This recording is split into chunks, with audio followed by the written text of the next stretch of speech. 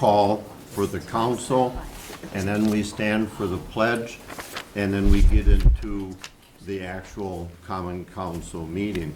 So with that, thank you for your patience. I'll call the September 14th, 2021 Common Council meeting to order. Clerk will call the roll, please. Odekirk. Present. Hanson. Present. Matzdorf. Present. Gilson. Here. Hildebrand. Here. Wilson. Here. Shilsky. Present. Nelson. Here. Thank you all. Let the record show we have a quorum. Next is the pledge. Please stand. I pledge allegiance to the flag of the United States of America and to the republic for which it stands, one nation, under God, indivisible, with liberty and justice for all.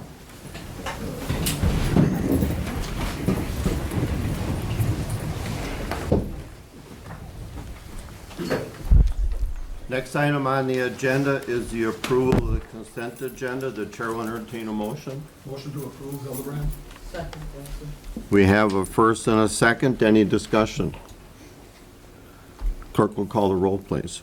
Nelson.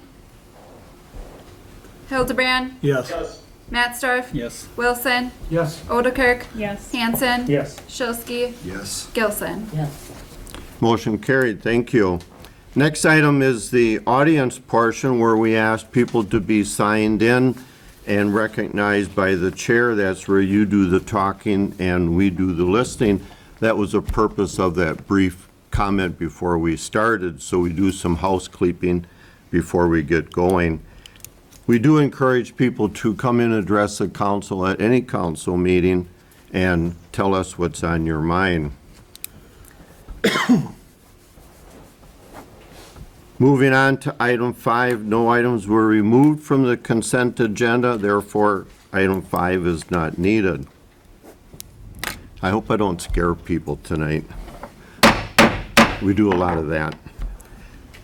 I now declare the public hearing open for ordinance number 11, amending section 13-1-22 zoning map of the zoning code of the city of Plymouth, Wisconsin by changing property from its present zoning classification of R2 single family residential to B2 general business.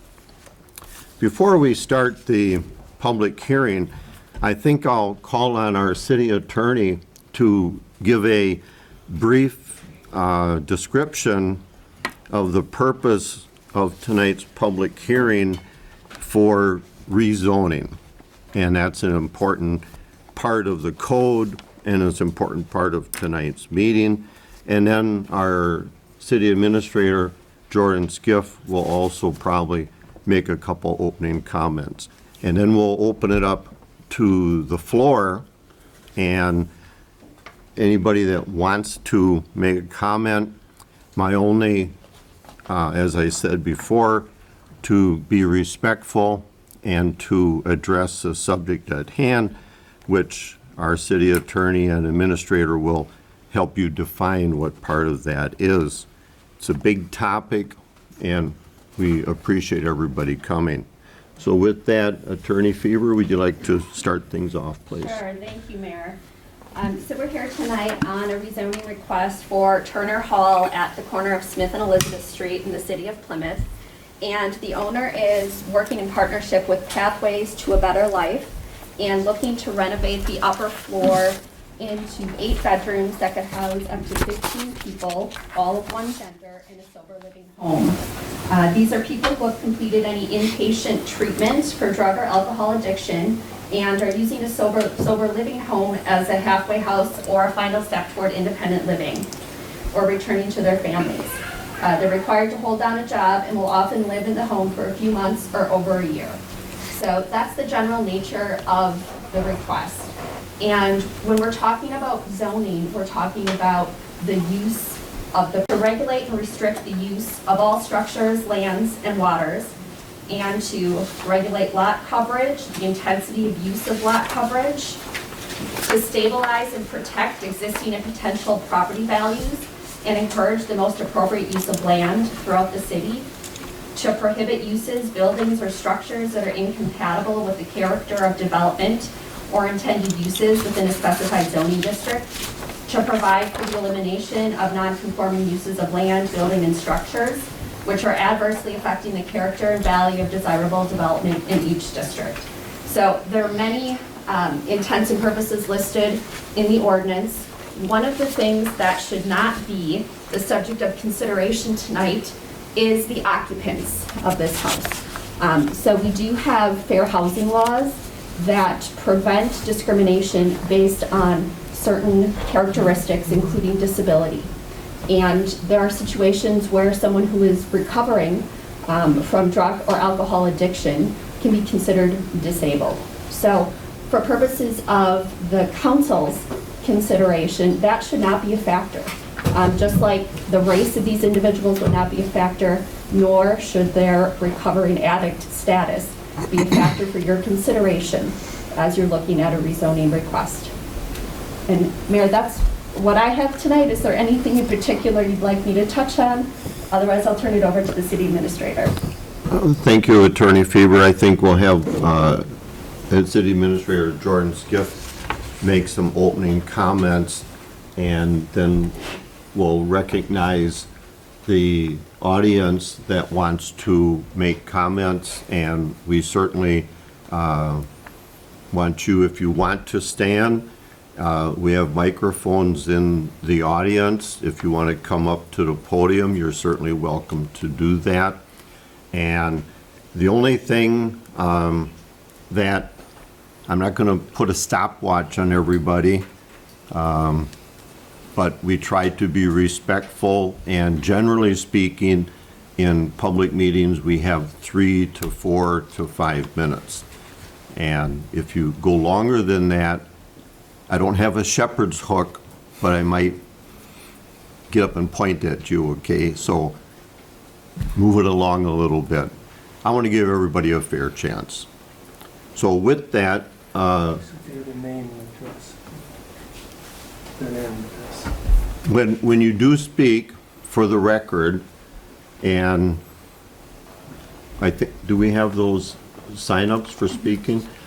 We want to check them off so we don't miss anybody, and hopefully we can read them and get your name right, because this is a public meeting, it's official records, and it's important that we keep a detailed record of things. So state your name, and in that way we'll make sure we get through the whole list, and everybody gets a first shot. We'll think about how soon the sun's coming up if we give people a second shot, but we'll certainly try to do it as fair as possible. So with that, City Administrator Skiff, you can make some starting comments, and then we'll turn it over to, do we have a top-down list, or do we just want to see who jumps up first? If it's okay with you, Mr. Mayor, I'd like to start my comments with just a couple logistic things. Okay. And then one of those being, I would recommend that Anna, as our city clerk, just read the next person to speak, if you're okay with that. That would be That way all fine. these records can stay right here. And some of you already heard this from me, so I apologize for the repetition. But in one of my biggest goals in tonight, regardless of the outcome, is that everybody have a chance to be heard. And so we have worked very hard to not only have space here tonight for people, whether in this room or the overflow room. I hope that people are able to hear and to sign up to speak or to write down their comments if they so choose. Our city clerk does have the sheets that were turned in for people who not only wanted to say whether they're for or against the rezoning, but if they would like to speak. What I would like to do when it comes to that point is to have our city clerk read maybe the next 3 people that will be speaking, so they have some awareness that they're coming up. And then once everybody in this room has had a chance to speak that signed in, the police chief can bring in people from the other room that have signed up to speak. And then after everybody that has signed up to speak has spoken, I'm hoping that our city clerk can read off how many people didn't wish to speak but are in favor, how many people didn't wish to speak but are opposed, just so you have an awareness of that. In addition to that, we will provide the city council any written comments that are provided tonight.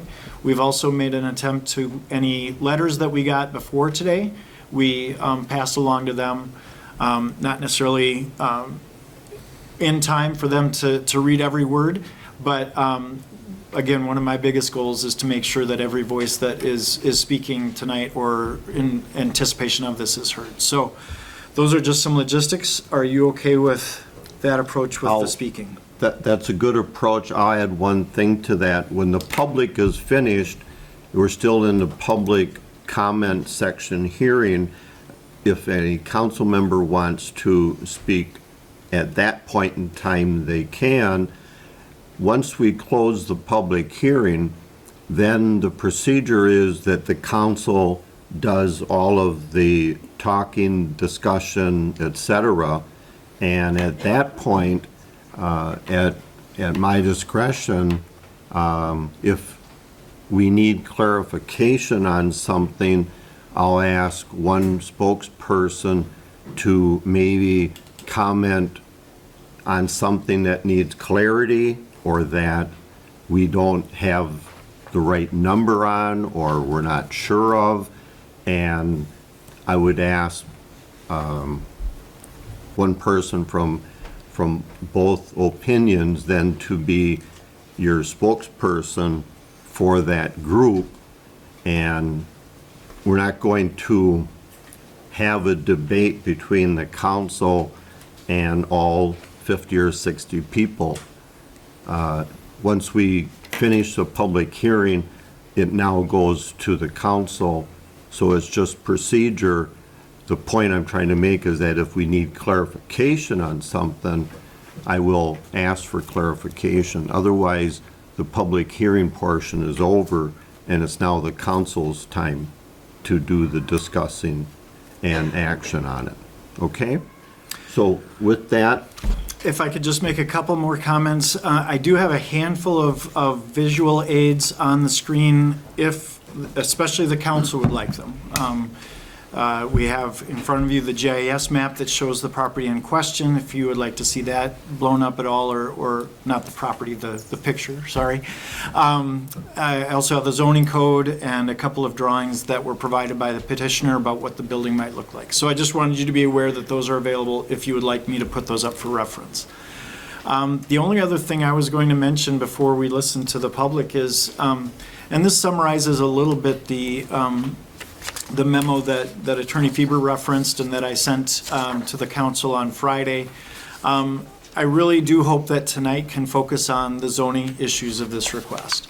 There are a number of issues peripheral, I would say, to this. Things like what are the building codes that would impact the renovation of the property? What about the alcohol license that's currently part of the property? Again, like the attorney said, who might live there?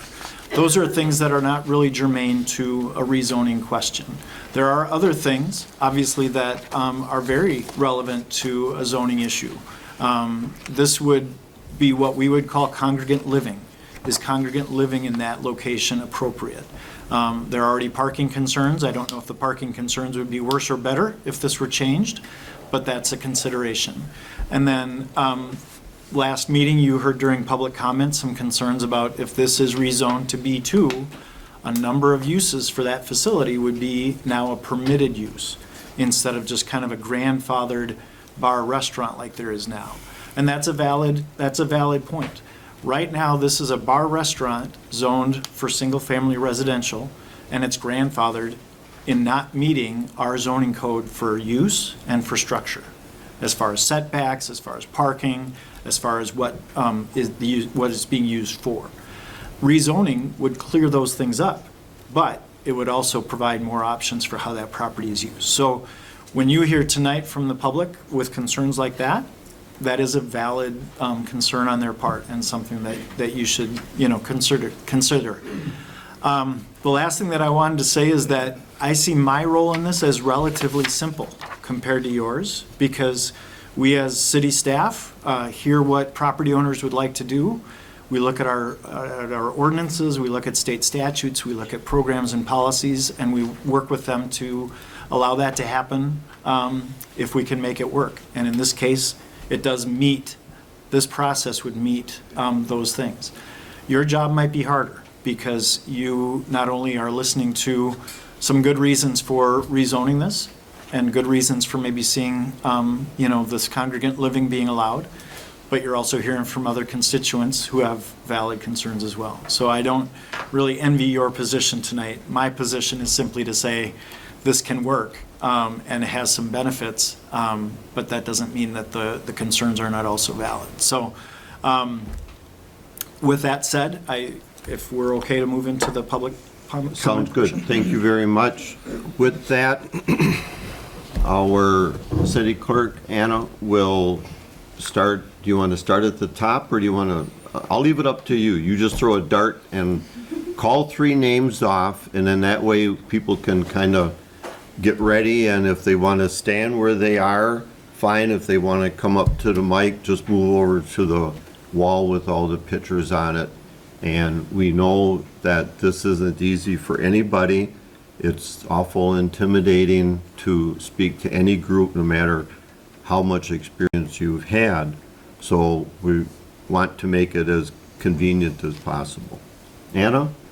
Okay, I'll start with 3 names. The first name can come up and speak first. The next 2, like the mayor said, can line up at the wall. Tiffany Goodacre can be the first one to speak. Samuel Plecki and Warren Sober. I don't know how to say your last name. And if none of them are in here, they might be in the adjoining room, and we can set them to the side and bring people from that room over to speak after people in this room have spoken. So maybe that's what we're looking at here. They're coming? They're coming? Okay.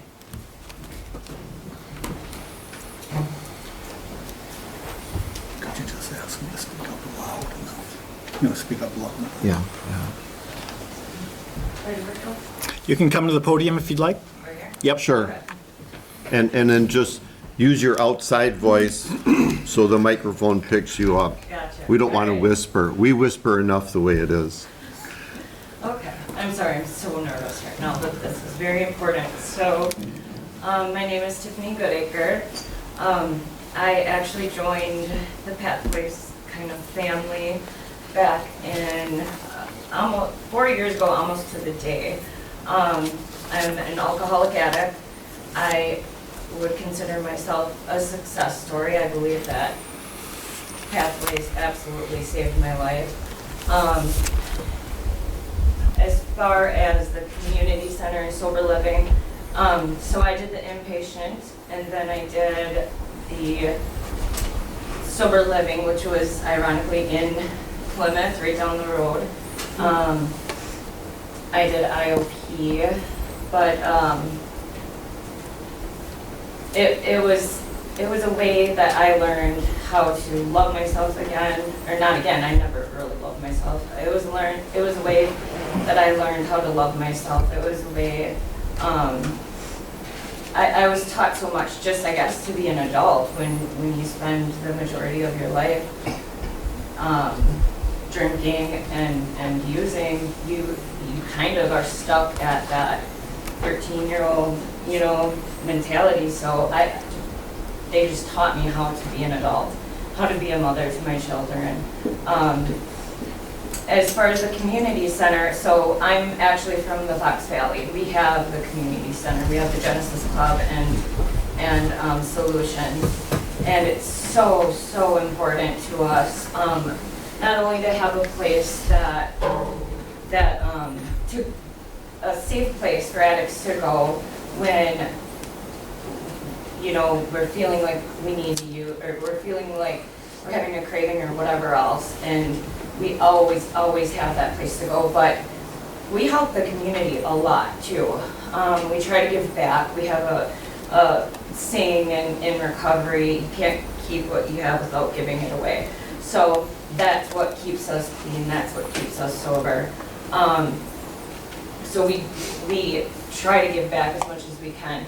We also have activities like we have cribbage tournaments. We have Soberoki, which is karaoke, but it's Soberoki. we have, we have workshops, a lot, like self-esteem workshops, things to that nature. Why the community center is so important is because we as addicts are learning how to have fun again sober. And that is so very important. Gosh, I don't know what else. I didn't really have anything planned to say here, so I think that's kind of all that I have. I believe very strongly, I mean, Pathways saved my life, no doubt about it, no doubt about it. I have the happiest life right now. Words can't express how grateful I am to Sue and to their family. They have the best heart I've ever met in a person. I mean, she's absolutely in it just to save lives and do good in this world. And that's kind of how, once you get sober, that's how our mentality is too. We just want to help others around us and do what we can. Just good orderly direction, just do the next right thing. So that's why I'm terrified to speak right now, but I felt it so necessary. And the sober living as well was so important to learn how to be an adult and live again. So that's all I got. Thank you very much. Thank you. Thank you. And Mr. Mayor, if it would help, I'd be happy to just give a little 3-minute mention for your judgment, but it's up to you. Okay. Hello, my name is Samuel Pelkey, and I'm a recent graduate from Pathways.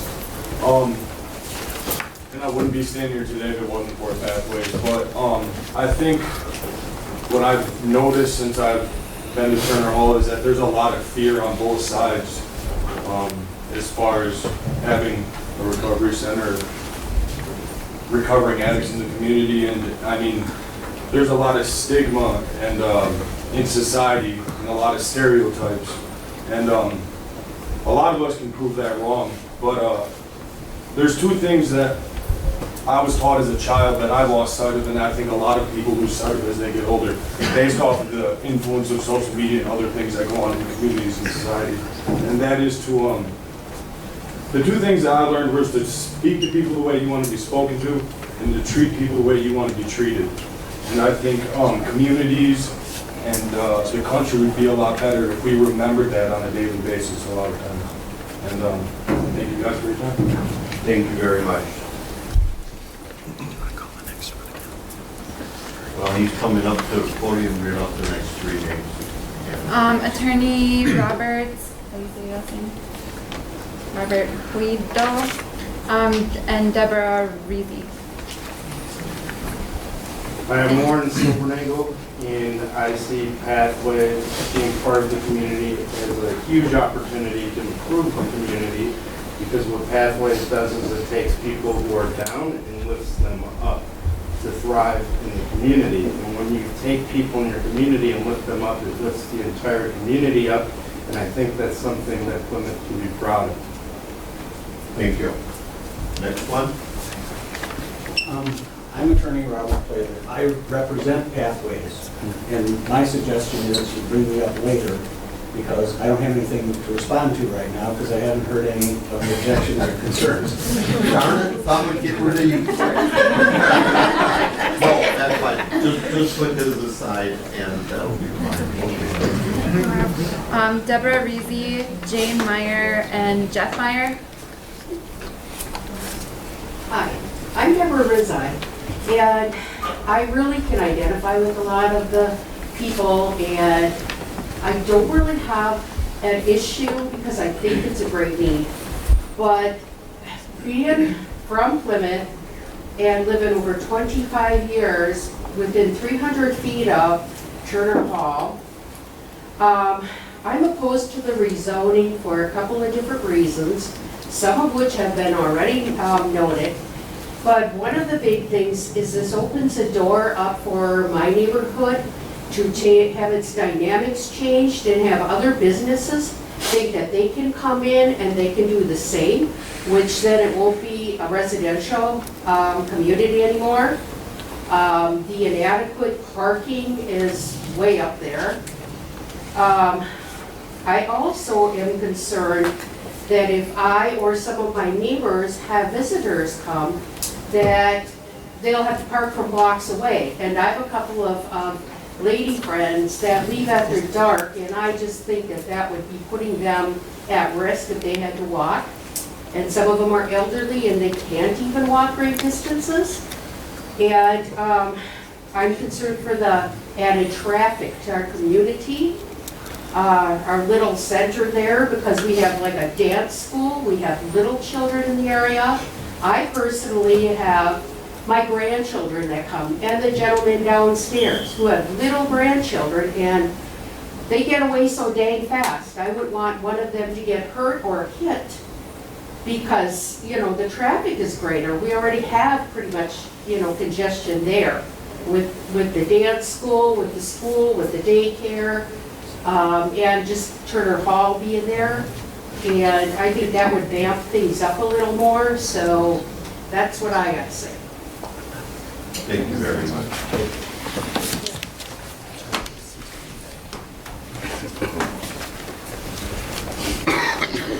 Hi, I'm Jeff Meyer, awful taxpayer, homeowner at 126 Elizabeth Street, less than 50 feet from Turner Hall. I respectfully ask the City of Plymouth Common Council members to vote no for rezoning Turner Hall from R2 residential to, with its current use that was grandfathered in, to transfer it to B2. We've lived here for over 20 years, and I think the parking is one of the biggest issues.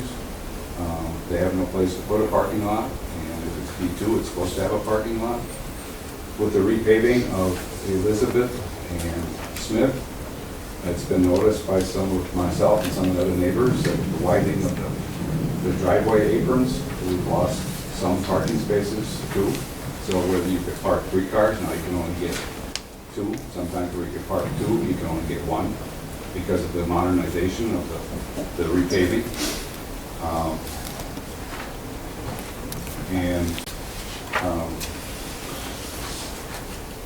Turner Hall was there before the zoning of Plymouth was established, and so it was put in place. It was zoned as R2, which is residential, to protect the neighborhood, and grandfathered with its current use as a neighborhood tavern. With it being a neighborhood tavern, a lot of the parking and traffic took place after school hours, so there wasn't an issue with the children crossing the streets for both the junior high, which is 3 blocks north, and the grade school and daycare center that's run by St. John Lutheran.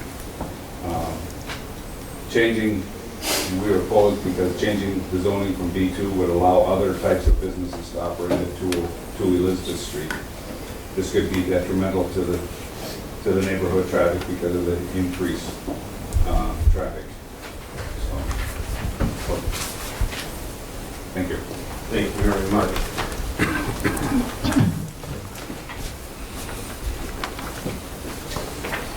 Good evening. I'm Jay Meyer, a law-abiding, tax-paying homeowner at 126 Elizabeth Street, who is less than 50 feet from Turner Hall. I'm asking the Common Council of the City of Plymouth to vote no to the rezoning of Turner Hall from a R2 residential, which is grandfathered in at its present use, and does not need to be rezoned B2 business. This grandfathering stays in place until the use changes. Amber Talents is requesting a zoning change to B2 business solely on the grounds for a use change for the creation of a boarding house for 15 unrelated transient male occupants to be placed over Turner Hall. Use of the property, if changed to B2, the building and the land must comply with Section 13-192, which states in the off-street the provision of the chapter shall apply to any building which is converted to a different use, section 13192A. The application states, when use is changed, any grandfathering from the old use cannot be carried forward. So where's the parking lot? Where's the off-street parking? You let this property be rezoned to a B2 without off-street parking, you are setting a precedence and in essence, opening up the proverbial can of worms to what's coming next. A boarding house must have off-street parking as per B2 General District, Business District, Section 131-30, Chapter 87. 8, application, and F, number of stalls and code states, the off-street parking provisions of this chapter shall apply to all new buildings, to any existing buildings where the intensity of the use is increased or the size of the building is increased, and to any building which is converted to a different use, such as hospitals, lodges, boarding houses, equals 1 space per bed. Outside recreational space, non-existent. Building is mostly 1 foot from lot line. Loitering on the public sidewalk or smoking. West side of Turner Hall, where our vulnerable children are walking to and from school. Riverview Middle School, St. John Lutheran, the licensed daycare and the dance school. Not to mention the neighborhood use of the public sidewalk, walking their children, grandchildren, animals, and just getting out for a relaxing exercise. All will have to walk through secondhand smoke. They're either smoking in front of Turner Hall, overlooking the school playground, licensed daycare, and dance school, and the children are walking to and from the schools. Neighborhood families also walk to St. John Lutheran Playground to spend quality outside playtime with their children and grandchildren. Increase in traffic. The neighborhood has been set up as a quiet, residential family neighborhood. More cars, more traffic. Think about the children walking to and from school when somebody blows through the stop sign, which on occasion happens now. Please remember that you have been entrusted by the residents of this neighborhood, some having lived in this neighborhood more than 20 years, as well as the residents and homeowners of the entire city of Plymouth. As per the Municipal Code of Plymouth, Wisconsin, which states in Chapter 13-1-3, the general purpose of the zoning code of the city of Plymouth is to promote the comfort, the health, the safety, the morals, the prosperity, the aesthetics, and the general welfare of the people of the city of Plymouth, Wisconsin. The Wisconsin statutes, subchapter 759-.69, calls upon the zoning authorities a duty to provide healthy surroundings for family life, protect prosperity, protect property values, and property tax base, as well as other duties.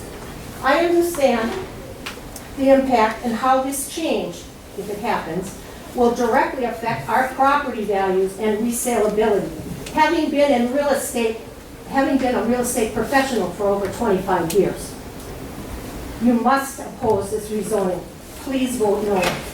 Respectfully, Jane Meyer, law-abiding, taxpayer, homeowner for over 25 years at 126 Elizabeth Street, and less than 50 feet from Turner Hall. Who are you going to represent? Transient, unrelated male occupants of a boarding house above Turner Hall, or law-abiding, tax-paying homeowners and residents of a quiet family neighborhood? Who has the most to lose? Thank you. Julia Griffin, James Sunday, and Nick Morrison.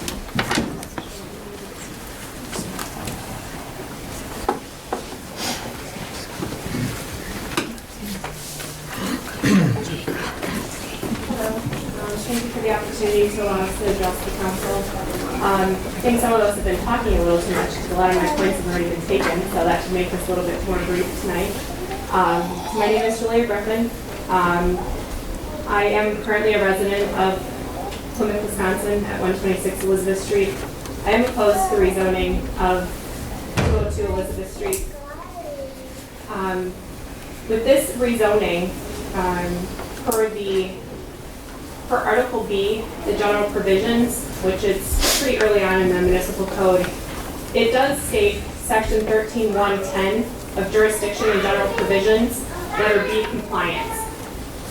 There's a lot of it, but the most important does state, no structure or part thereof shall hereafter be located, erected, moved, reconstructed, extended, enlarged, converted, or structurally altered without full compliance with the provisions of this chapter and all other applicable local, county, and state regulations. So again, not to repeat what's already been said too much, but how does the parking not apply? That really is my question. The parking in this community, as you can see it's on the corner of Elizabeth and Smith, where Turner Hall currently is. On the eastern sides of Smith and Stafford Street, there is no parking. You may or may not be aware of that, but there is no parking on those sides of the street ever. It's restricted. The redesign, as already mentioned, does now restrict some of the parking that was there on Smith Street, so now we have even less parking. The parking constraints regarding the area closest to Turner Hall, which is the block where the Lutheran Church and school are located, does have restrictions during school hours on school days. However, Turner Hall's operation used that parking when the school was not restricting that. So any impact that parking had was alleviated because the residents didn't notice when they couldn't park there. Now the patrons of Turner Hall could. There's also winter overnight parking restrictions, so I don't know if that's been taken into consideration for how this boarding house would be in operation. And I know that it's been brought up that the boarding house is going to restrict parking, that they don't allow it for 30 days or something like that. I don't know all the details, so please forgive me if I'm speaking incorrectly. However, if this is rezoned to a B2, it's not a conditional use. There's no restrictions on what can happen next. So when this location is no longer successful, like the others haven't been in Plymouth, then what happens to this facility? Now we have a B2 zoned lot without parking. It could be even worse for the community if we allow that to happen. Now you have a business with traffic, no parking in a residential area where children, a school, families, it's just not the place for a business to be. I understand that it was grandfathered in. I understand that it's a business. However, it is with some restrictions on what can happen. We all know what the business is like. We know what happens. We know the parking. But if it changes to a B2, there's no longer any conditions. It could be whatever the owner decides it to be in the future. Whereas right now they would have to ask. The parking requirements of the zoning codes are designed to protect the existing community from any unforeseen challenges a change in zoning could bring without full compliance as called under Article B. Allowing an R2 to be converted to a B2 without off-street parking is not protecting the community from this or future business uses of this lot. The Municipal Code for Plymouth, Chapter 13.1.3, the general purposes of the zoning code of the City of Plymouth is to promote the comfort, health, and safety. How is it keeping our community safe if it doesn't have adequate parking for what it could be? Allowing an R2 to be rezoned without full compliance of all municipal codes does an injustice to the residents of Plymouth, and specifically those located closest to 202 Elizabeth Street. A precedent would be set. Any R2 that wants to now be converted to a B2, even if they don't have parking, what's to stop them? What do you have to hold the codes accountable? There was a petition that was submitted on Monday. I'm assuming that it has been shared with council. It has been signed by the residents of Plymouth, those specifically within 100 to 300 feet of 202 Elizabeth Street, with percentages of 20% of 100 feet or greater, or 50% of the 300 feet or greater as required by municipal or state statutes. These percentages, specifically as per the Municipal Code 13.1-193, and state statute 7-59-69, subset 5G, require a 3/4 vote or full council membership in order for this rezoning to pass, as I'm sure you're aware. Would those who reside within 1 to 300 feet of 202 please raise your hand if you are opposed to this rezoning? This is your community. These are the people that are going to be the most closely affected. Please hear them. Please hear us. I have been a victim of domestic violence and alcohol and drug abuse. I 100% believe that this program is something that is needed. But please don't bring it to our community. Please don't bring it here. The zoning does not support a boarding house, does not support 15 people living together in our community. In closing, when making your decision tonight, please consider the residents of the facility that this rezoning would bring are not to be long-term residents. So how can you put the needs of transient occupants of those who are speaking out tonight in protest of this rezoning? Residents who have been property owners, residents or both for 20+ years in the community where this boarding house is trying to enter. Some residents sitting here tonight live in homes they purchased to raise their children. Others live in homes where they've raised their children, cherishing those memories while creating new memories when their grandchildren come to visit, questioning the safety of their neighborhood should this rezoning comply. Is it fair to change the dynamics of the community with the boarding house and challenges rezoning a lot to B2 without proper bringing would bring? How does the approval of rezoning of an R2 lot to B2 that is not in full compliance with the municipal code fulfill the council's duties as called upon by both municipal code and Wisconsin state statutes? Please vote no to the rezoning of 202 Elizabeth Street to B2. Or it could be questioned if you're negating your responsibilities to enforce these codes that we have asked you to uphold. Thank you. Thank you. Next person.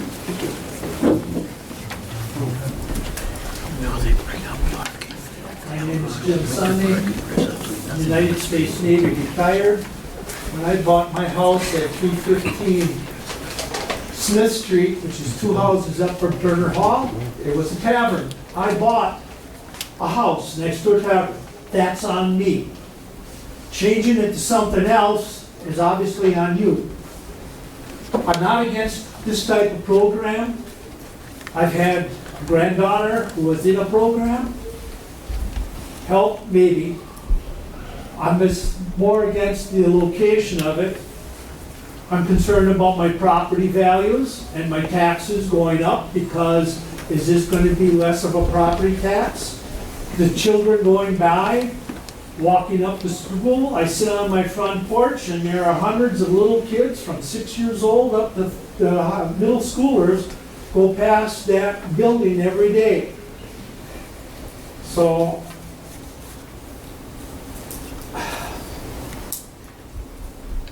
like I say, I'm not against the program, but the last two people said they had all the quotes and all the numbers and everything. Mine is strictly an emotional appeal.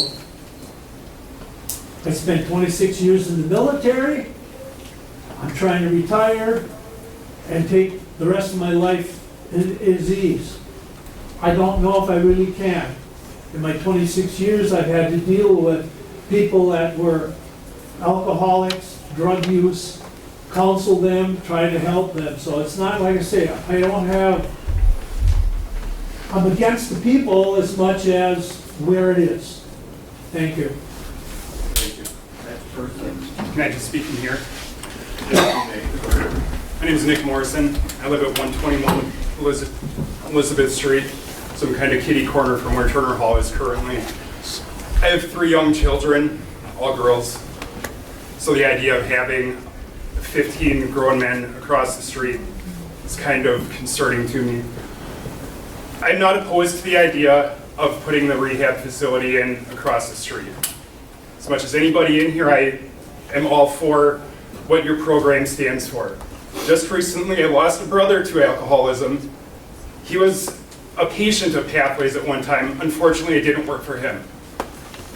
So like I said, I'm for the idea, and I live with my loss every day, but I shouldn't have to see it every day I walk out my front door.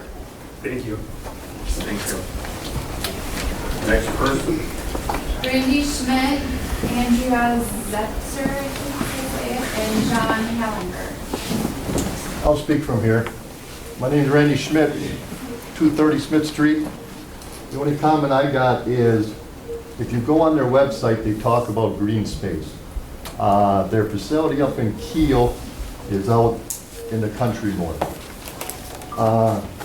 My big question is, you're not going to keep 15 people inside 24 hours a day.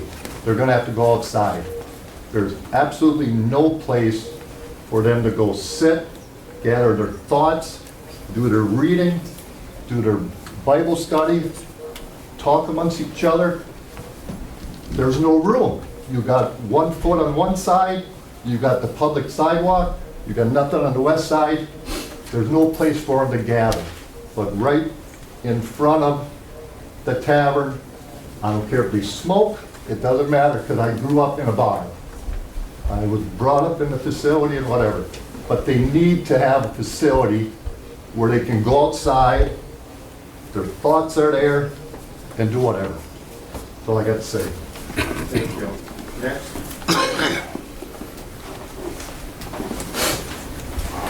I'll try to be loud enough if I can stay here. All right. My name is Andrea. Both Nick and I have lived at 121 Elizabeth Street. We are a family of 5. We are within 300 feet of the property in question. We've lived there for about 9 years now. I understand that there currently is a business operating out of the location. However, changing the zoning will allow other businesses next week, next month, next year, in 5 years the opportunity to move in without proper review of parking and traffic scenarios in the neighborhood. The corner of Elizabeth and Smith is a very congested intersection where we frequently see traffic violations paired with heavy foot traffic to and from both SJL and Riverview Middle Schools. The building currently does not offer off-street parking, which is required for the new proposed zoning.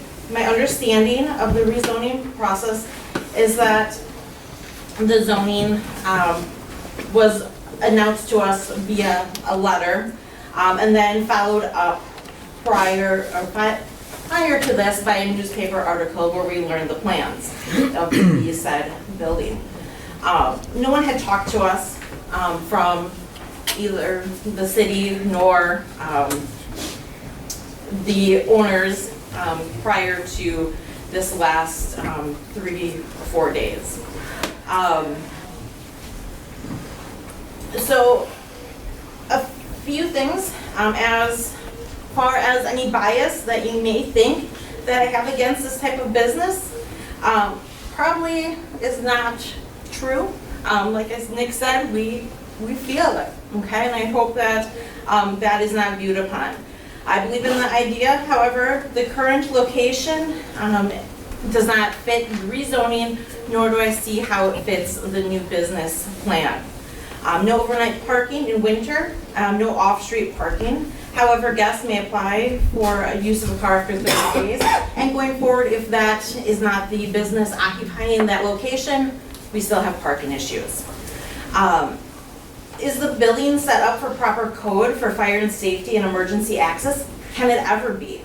15 guests staying in the upper level, that poses some safety concern as far as EMS, to our firefighters, to our ambulance service. I'm not saying that people are going to need to be called, but as somebody coming in and out of the community, that is a concern of mine as well.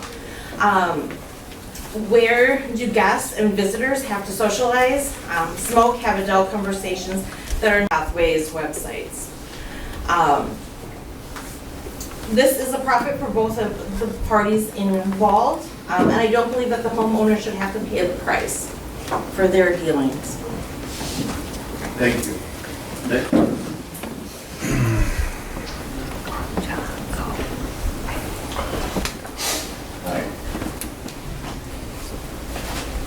It's not as bad as it looks.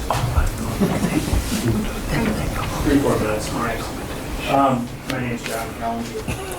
I live at 320 Smith Street. I'm right across the street from Turner Hall. I heard also. Turner Hall's Turner Hall is a very old business location and a landmark in our residential neighborhood. Because of its age, it enjoys grandfather business status.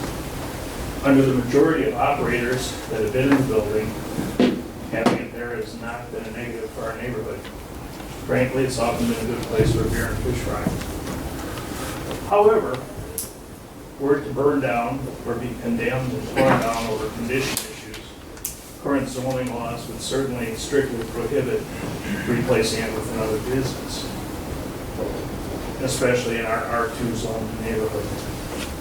So, even though the building is a misfit in our neighborhood, it's really not a misuse.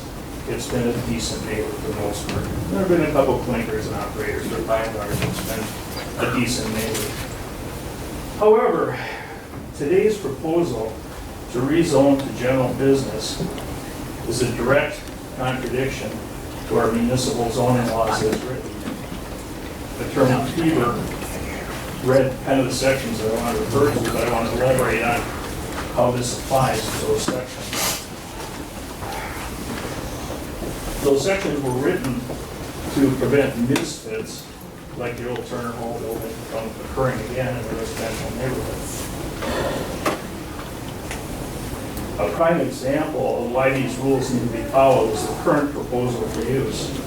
It's the equivalent of asking to put an extended stay hotel in our neighborhood.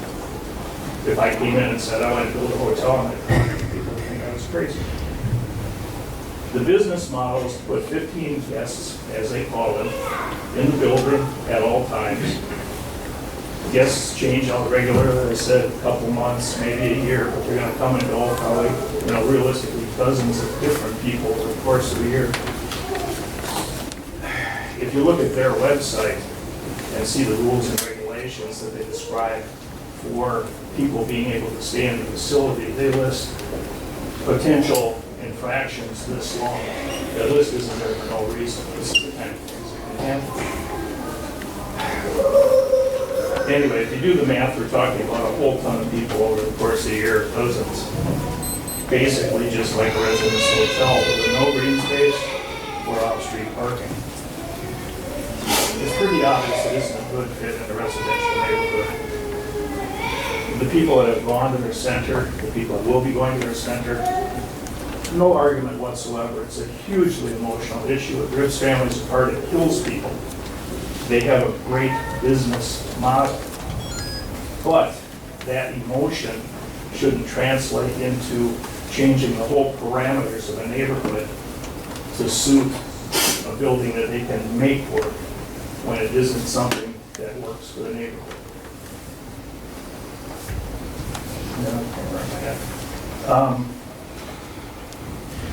As I read the municipal zoning codes, same sections as Attorney Fever, this use breaks the purpose and intent of at least 4 codes that I see. And they actually fall in under the heading purpose and intent of those codes. Section 13-1-4, within that, subsections read in part as follows. Protect the character and stability of the residential districts. A residence hotel is completely out of bounds for protecting that residential zoning. Section B, regulate lot coverage to prevent overcrowding. How can a 15-person, call it hotel, call it boarding house, call it healthcare facility, not in effect be overcrowding in a residential neighborhood that has 1 to 2 family homes? In fact, I can't convert my home to a 2-family home because I don't have the adequate square footage of lot space. And yet you're talking, excuse me, a little worked up, and yet you're talking about 15 people, and they don't even have a blade of grass to speak of.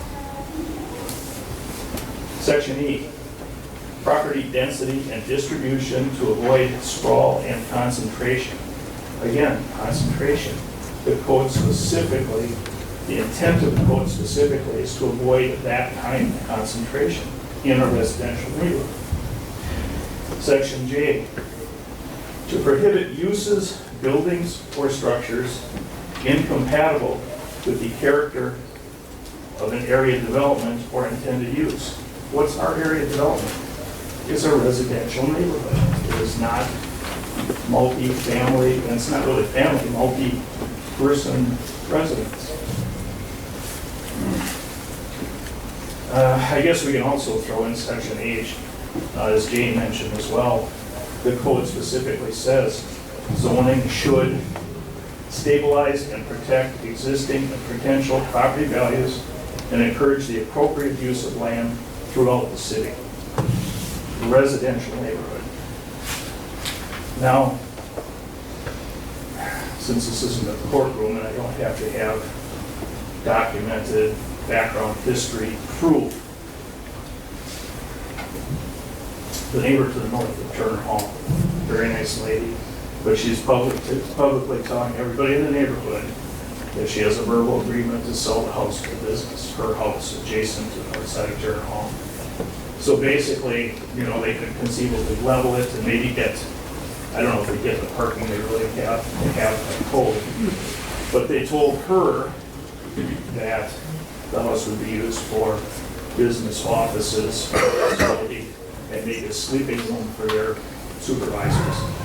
So what are we going to do now? We're going to amend the code one more time so we can change that building to general business as well, since it'll be part of the hotel boarding house facility. Bottom line, their business has great merit, but it simply belongs in, at the bare minimum, a multi-family zone district, at a minimum. And even that would require a change to their business use. So in conclusion, I ask, please follow the laws specified under the intent section of the zoning codes and deny this application. Thank you. Thank you. Next person. Loretta Lenz, Kristen Sippel, and Julie Sippel.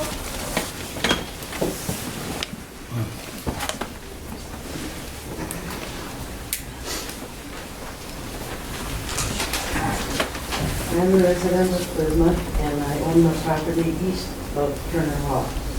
Turner Hall only has 1 foot of property before mine. That's it. And many cars always turn around in my driveway. They also block the driveway, and the side door to the hall exits right into my backyard. My great-grandkids are over at times, and I'm worried about their safety because of the extra traffic. St. John's School and the daycare and the dance studio also have a lot of children crossing there. Sooner or later, these people that are going to live there will have cars and the visitors, and they will not know where to park. And they will drive around looking for a spot. And if there's no off-the-street parking, this will be a real problem, especially in the winter. Before the first meeting, they said they talked to the neighbors. They did not talk to any neighbors. I know the church only allows parking for special events on a case-by-case basis only. I used to own Turner, so I know this for a fact. I do not want my property value to go down because of this rezoning. This has been a nice residential neighborhood for the years and a pretty nice neighborhood for a bar. Please leave it as it is. This is not just the right place to rezone. Do not rezone it from R2 to B2. Thank you very much. Thank you. Next person. Hello, I'm Kristen Sippel. I live on Smith Street, just 300 feet away from this property, and I'm firmly opposed to rezoning this property for many reasons, a number of them which you have heard. And I want to reiterate that this is a family neighborhood. It is what a residential neighborhood should be. My grandparents moved into this house. My mother lived in this house. I live in this house. And I'm sure you'll hear more stories of people who have many family members who have lived in this house. And many of our neighbors have lived in these buildings for decades. It's a place where it is quiet, we feel safe, and we know our neighbors. And we help each other out. When my mother had to have surgery, it was just me taking care of her post-op and a sick grandmother. And our neighbors brought over food and groceries to help me out. That's what a residential neighborhood should look like. And It has always been my plan, when I'm looking at my future, it's always been my plan to adopt a child one day.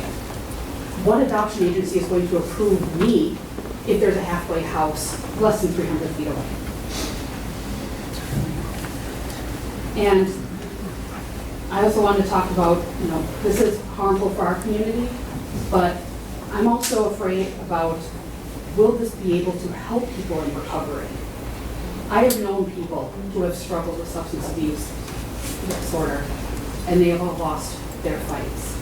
And I have worked in a position where I have worked with mental health and healthcare providers who specialize in substance abuse issues. And I know that substance abuse is a terrible disease. It is a lifelong fight. And people who are fighting this fight deserve a legitimate facility with real help and support, which will include the nursing staff or healthcare providers, medical health providers who can provide individual therapy or group therapy to address many aspects of addiction, and social workers that can help people on their journey. None of the plans that I have heard for rezoning this property include that. They don't include someone on site who can help and provide these tools. I worked in a federal government office in Milwaukee, and like I said, I did work with people who worked in mental health and healthcare who specialized in substance abuse disorders.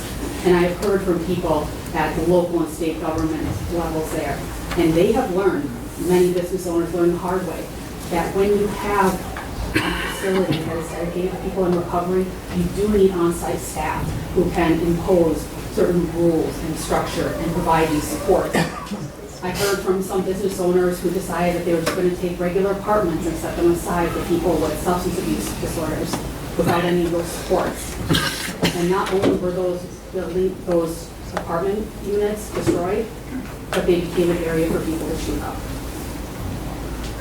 So people need support, and I have not heard the way that the facility being proposed for this site will help with that adequately.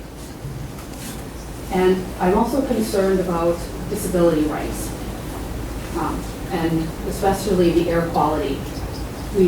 This is proposing to have 15 people living above, and the owner of the building there has said, oh, if they need to smoke, they'll just go outside in the corner and smoke. 15 people coming outside to smoke. I have severe respiratory problems, and I live 300 feet away. I won't even be able to walk down my own street. I have a disability too. I am protected by the Federal Americans with Disabilities Act as well, and I have the right to walk down my street. All those children who go to Riverview Middle School and St. John Lutheran School and Daycare Center, they all have the right to breathe air and not have to worry about developing the severe respiratory issues I have to deal with on a daily basis. We have our rights too, and including the parking situation, as you've heard. People who live in this community deserve to have parking available for if they're disabled to be close to where they live.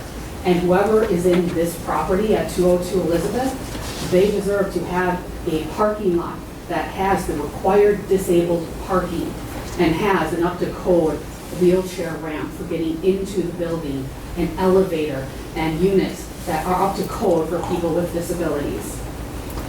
Now, I stated that I worked in a federal government office, and I have worked with Legal Action, and I have worked with the director of Disability Rights Wisconsin and Independence First.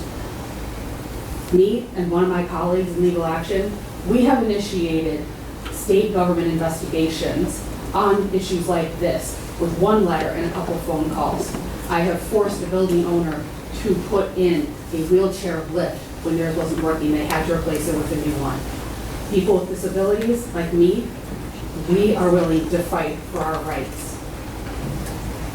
And I also want to say that people in our community have done a very good job of informing us about what is going on and telling us who our older people are. So those of us in this community who are directly affected by this, we know who our aldermen are. Alderwoman Gilson, Alderman Hildebrand, Nelson, and Mastorf.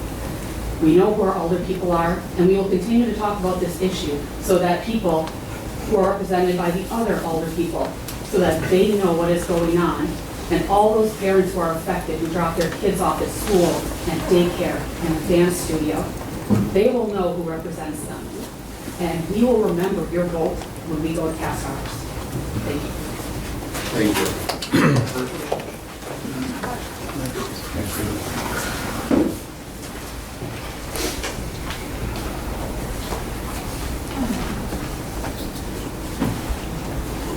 My name is Julie Sippel.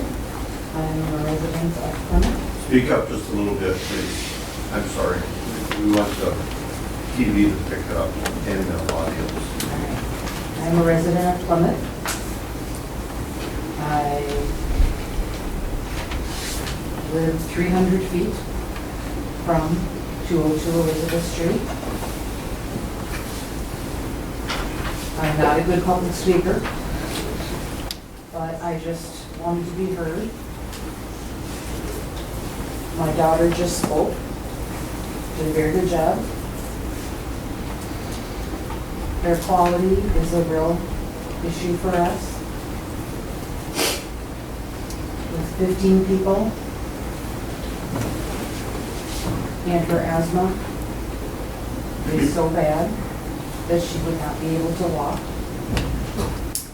Parking is a real issue between November 1st and sometime in March.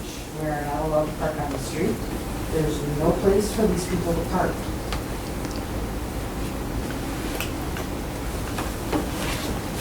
I have lived at that house since I was 13, and I'm 53 now, on and off. I lived there with both my parents. I lived there with my mom and took care of her until she passed. They bought the house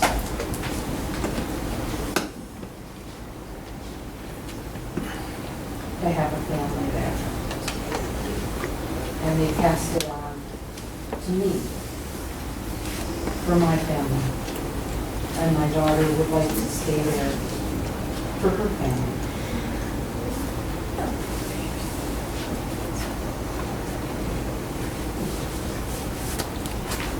And I just think it should stay there as a residential neighborhood. Because like my daughter said, that's what it is, a residential neighborhood where families come together, raise their children and their grandchildren, and we respect each other. Don't resign. Thank you. Next person. Sue Kaiser, John Renke, and Sandy Ray.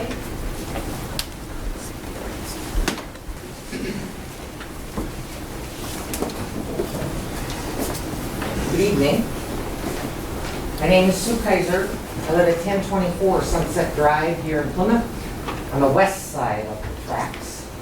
I've lived there for 44 years. I've lived in Plymouth all my life, all 65 years. I wrote an email to you council members about the incongruency of a city that sells beer, wine, and or liquor at approximately 95% of its businesses to not take on responsibility to the level of alcoholism in its community. Direct correlations have been made showing increased rates of substance use disorders in communities that enhance all social events with alcohol. That pretty much describes Plymouth, Wisconsin in a nutshell and provides direct evidence of why Sheboygan County is one of the top counties in Wisconsin for substance use disorders. Alcohol, coke, meth, heroin, you name it, it's in Plymouth, Wisconsin. I've seen Plymouth go through some growing pains over the years, and generally those growing pains have included a willingness to get to know the other side and a willingness to compromise. A willingness to understand that to be a good neighbor, we need to know our neighbor's stories. As a recovering alcohol substance use disorder person of 21 plus years, I find the content of the flyer that has been circulating pretty offensive, divisive, and honestly downright uneducated in substance use disorders. This lack of education and the fears associated because of that lack of education is evident in its totally unfounded comments. I find it curious that for all the years that Turner Hall has been where it is, that the parking during weddings or events there has never been an issue and never been brought up before the council. And the whole grandfathering in of a bar being okay versus a transitional home for recovery, not quite sure I'm getting that connection.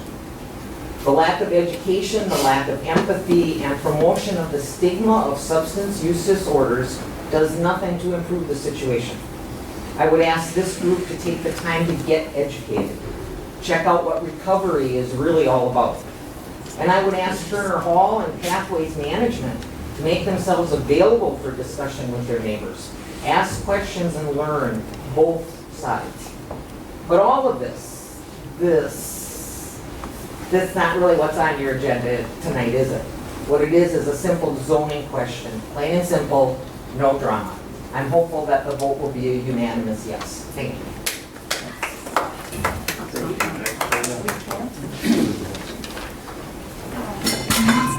Sorry. I'm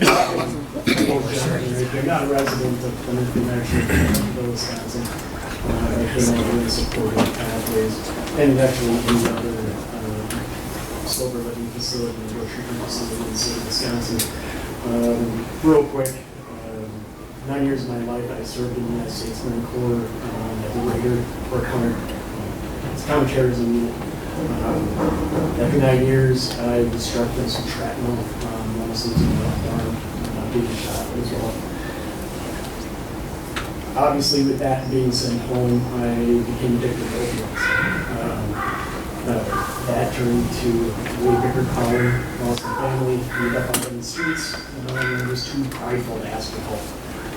It came down to places like Pathways and other facilities in the state that help me. Sober living facilities in the state aren't necessarily breeding ground for crime or people really smoking. A lot of them are going to be smoking in the streets.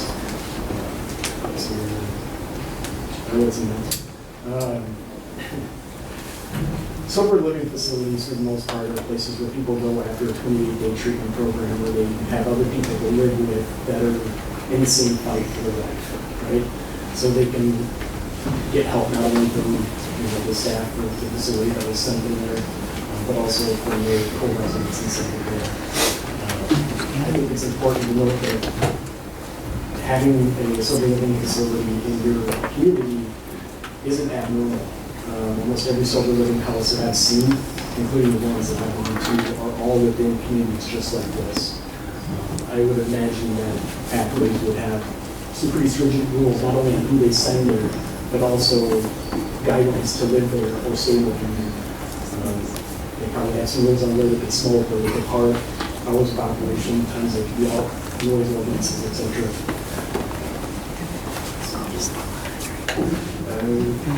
And I guess the other thing I'm going to say and get out of here is, the 28-day program generally isn't enough. The 28-day program that I went to was during the beginning of the COVID pandemic. We were co-ed, and a handful of those people, 4 in particular, left the 28-day program directly from there, didn't go to the sober living facility because they didn't have the option when they needed to do so, and went home and overdosed. Mostly because they didn't have the added support that aftercare programs and sober living provides.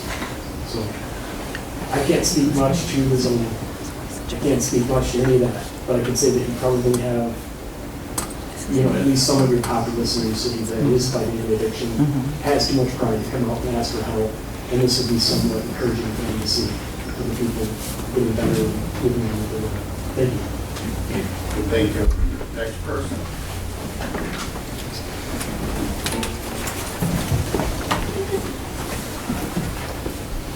Hi, I'm Sandy Ray. I'm a recovering alcoholic and addict. I've been clean and sober for 40 years. It's just because I didn't drink probably. I worked for the military as a drug and alcohol counselor for a lot of years. My husband did over 50 years in the military and as a civilian. I've seen a lot of people die from this disease, and I've seen a lot of people recover.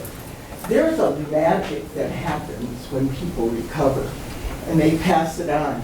We just want to be good neighbors. We want to help out the community too. We're not just here to make problems with smoking or parking. There's resolutions for everything in life, I believe. There's a lot of people that don't smoke. There's a lot of recovering people that don't even have cars. But the one thing that I've worked or volunteered with Pathways since they opened in 6.5 years, and I've seen a lot of miracles come out of there. And I have 10 grandchildren and 6 children and great-grandchildren. And we're pretty good drivers, some of us. And I don't think we can differentiate between a recovering alcoholic and somebody driving down your street. I don't know.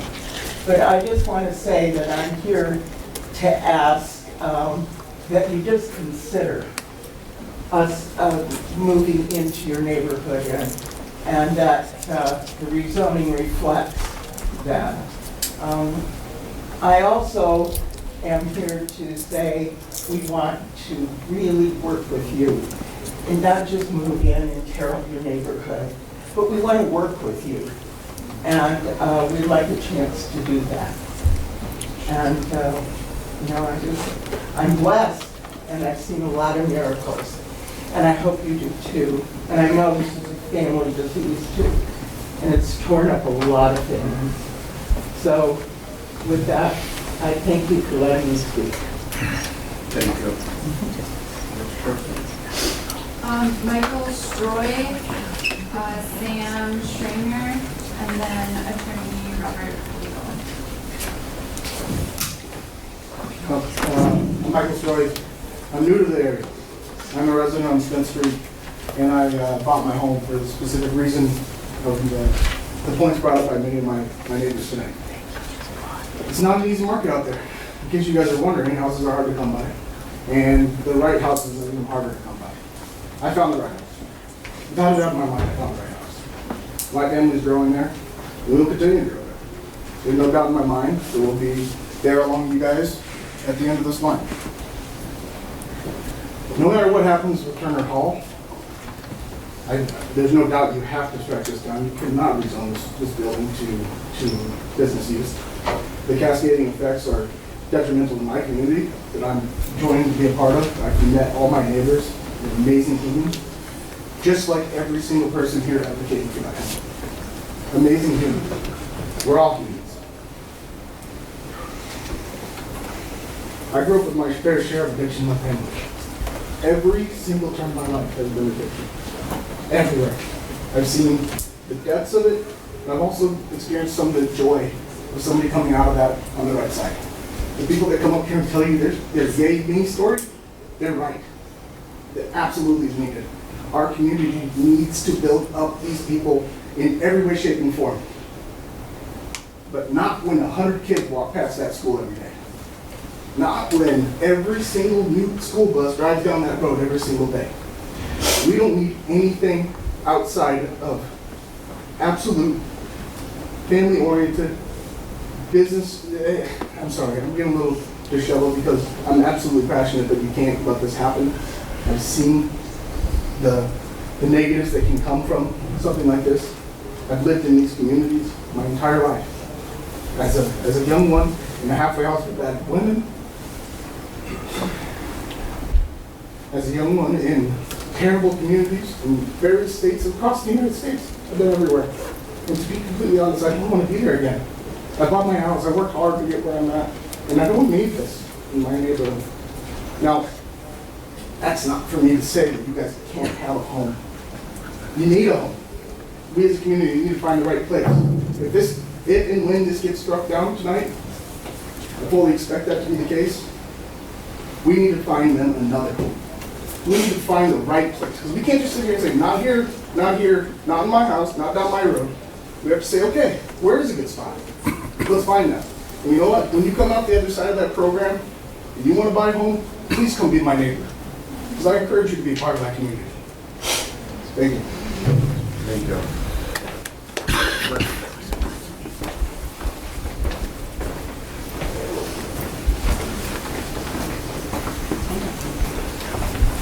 Hey everyone, my name is Sam Scherer. I'm a pastor here in the community. I've also been a counselor within the high school, within Plymouth. And for me, it's just being able to see and know the addiction within the community. I'm not going to be able to speak to the zoning, any of that kind of stuff. I have no idea about that. That's where you guys come in. And I don't envy what you guys are walking through tonight. But as many people have talked about tonight, and as they come up, it's just the effect that addicts can have in a community. And I think as the young man that shared just before, of just community in general, we have the opportunity to do community together truly within the addictive community, within regular community, whatever that looks like, because we're all human beings, right? And how do we do this better together? I actually used to live on Elizabeth Street, in an apartment right down the road, actually 2 houses away, and with a family. And for me, being able to create an opportunity to see other people walking through pathways, growing, developing their lives is incredible. As a pastor today, I'm able to walk alongside pathways and the many different people that walk through it as they develop and as they grow. And see firsthand every day how they are developing, how they are making impact in the communities, in their volunteer work, in their care, in communicating with one another. Also, I think about how many bikes have been given out to many different pathways members within sober living, which is what this is being rezoned, potentially being rezoned for, and how we can work together in the community to work on the parking issues, wherever that is. And I look forward to just the opportunities that people have throughout this potential new rezoning as members, as the male or whoever come in and start living in the building. I'm encouraged by it, and so I'm 100% for that, this new rezoning, and for pathways to be in this building. So just wanted to share a little bit of where I'm at with it. So thank you. Thank you. Next person.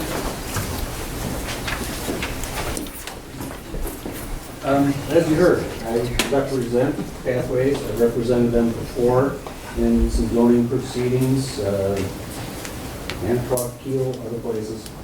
And I've been at a hearing just like this, getting close to 100 times somewhere in Wisconsin. And pretty much take all of the things that were said here. Every time there's a sober living house, these things get said. And obviously, it's a tremendous program, but just on the zoning front. We'll get to the other part of it in a minute. I'm just really perplexed by the people who say there's a terrible parking problem now, and this is going to make it worse. I don't get that there's any evidence it's going to be worse. It's a bar. It's already something that uses parking. I heard a lot about smoking. I was there. There's the thing that every bar has outside the door with cigarette butts in it. Let me tell you, it's a big pile of cigarette butts. People smoke at bars. I don't see how that's going to change. And of course, traffic. I've heard about how dangerous it is now to walk your kids to school or take your kids to ballet class, and somebody thinks that's going to get worse. It just doesn't make any sense. And so what we have is there's no parking there now. R2 zoning just isn't right. Doesn't fit setbacks, doesn't fit anything else.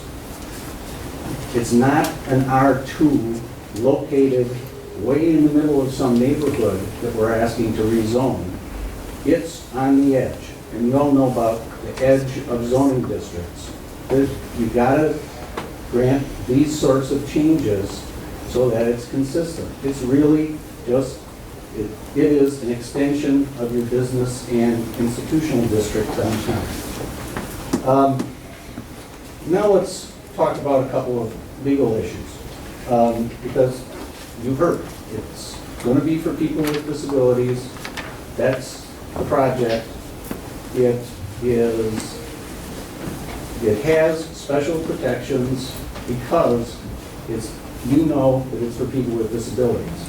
And one of the reasons you know it's for people with disabilities is that horrible pamphlet that's been making its way around. I imagine some of the emails you've received are about that.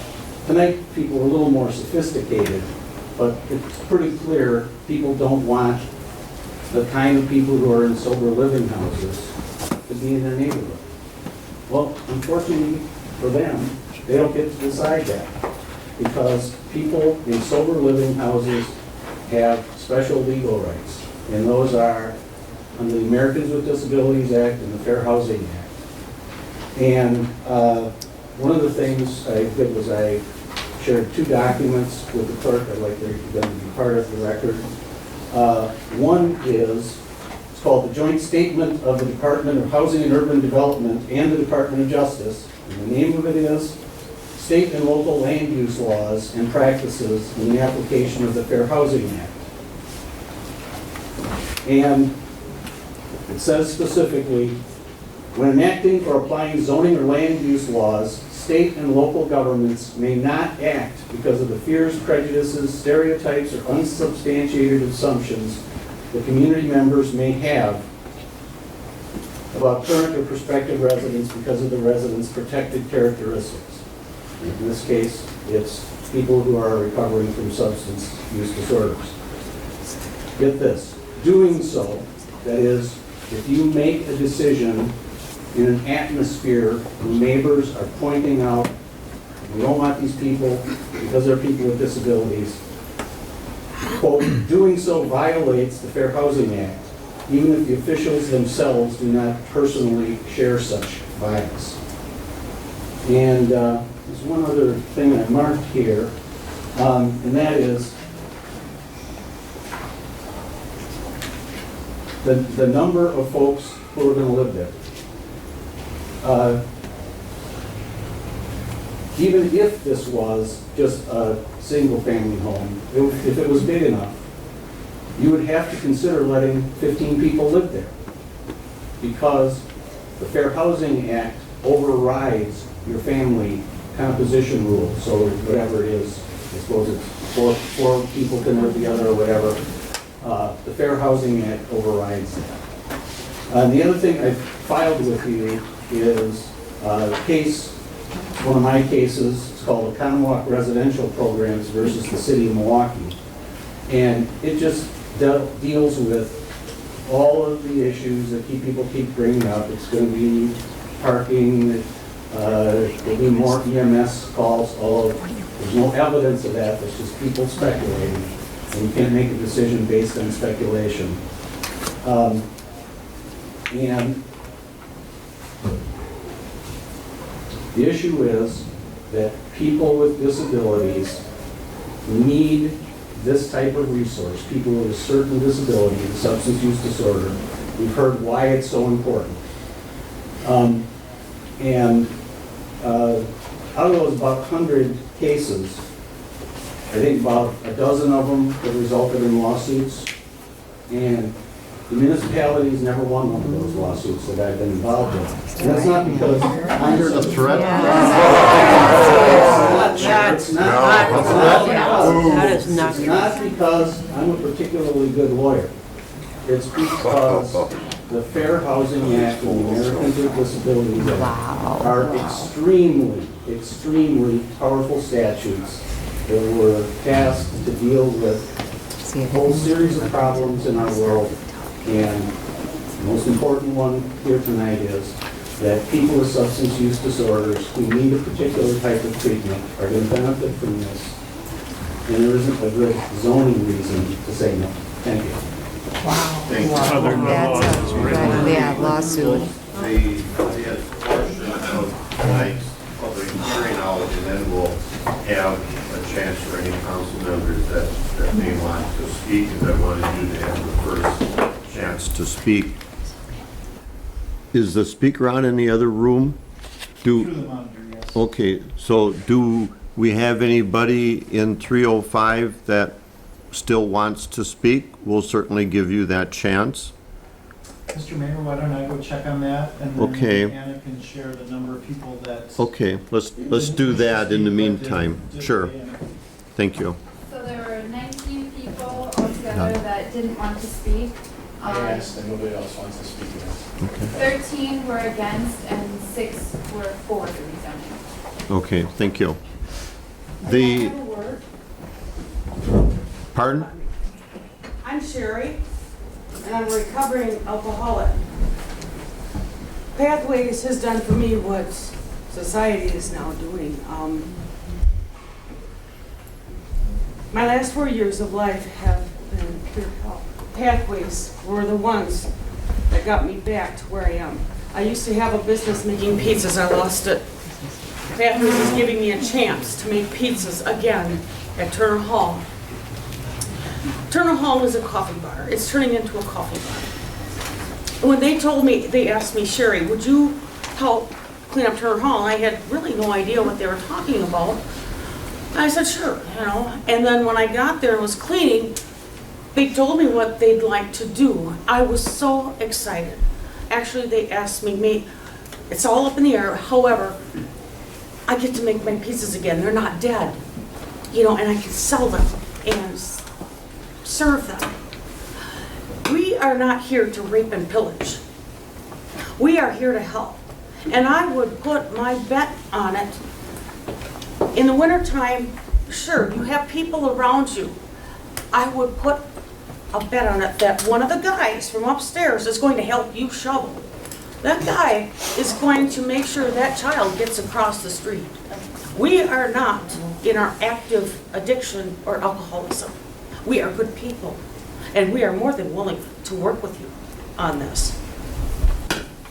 I would like to say something. Thank you. Anybody else? I mean, now at this point, we're not going to get into. No, I'm not gonna get into, but what I wanna say I here, have the floor, Coleman- ma'am. I'll let you speak. Just one moment, please. Okay? What we want to do is give everybody the chance to voice their opinion and try to keep it straightforward and simple, okay? This is what the public hearing is all about. And we appreciate people coming in and saying that. Now, what we don't want to do is get into a public debate. And I'm not that's gonna where- debate, That's where the council will not, but what I would like to Debate say you. is we are not against, I grew up with an alcoholic father. And I'm not gonna go into that because it has nothing to do with it. This is about rezoning. It's not about lawsuits, it's not about addicted people, because I've had friends that are addicted, I've had friends that passed away from being addicted, they need a chance. However, this is not the right property. There is no green space. Everybody needs a space to go somewhere outside to collect their thoughts, even as myself. And I am not an addict by any means. I've never had it, but I have friends that have mental illness. They need somewhere to go. There's absolutely nowhere to go to have green space. And that is important. It's not about, oh, because you're an addict and you're gonna do something bad to these children. No, that's not what it's about. This is about the space. This is about rezoning it into a business where it should not be rezoned because it is not adequate enough, because it's not fair to them. It's not fair to them that, what, are they gonna just stay upstairs when the weather is bad? They have nowhere to go on a beautiful summer day or a fall day like today. Where are they going to go to be able to have their space to recover from the terrible addictions that they unfortunately have. It's not about they're bad people. It's not about their disabilities and the rights that they have. Everybody has rights. But this place is not the right place. Not just because it's in a residential area and where I live, it's not fair to them. It's just not fair to them either. That's all I have to say. Thank you. Does anybody else have any comments that they wish to put on the record? And I will remind people that they can submit written comments later and turn them into the city clerk's office, so we make them part of the official record. Yeah, if I could, I'm just curious, Attorney Feber, what's your advice to the city council when they're overtly threatened by this person's lawyer?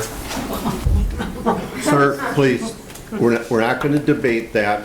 That's not the question. The question is the zoning. The city's been threatened by these people. No, please, let's not go there. I understand your concern. Any other comments? May I Go speak? ahead. My name is Connie Schmidt, and I'm an alcoholic. And I want to address the fact that children keep being brought up all the time. Our children walk here and our children cross the street. You don't think any of us have children, or sisters, or nieces, or some people have grandchildren, that we are not cognizant of how to conduct ourselves around children in an appropriate manner?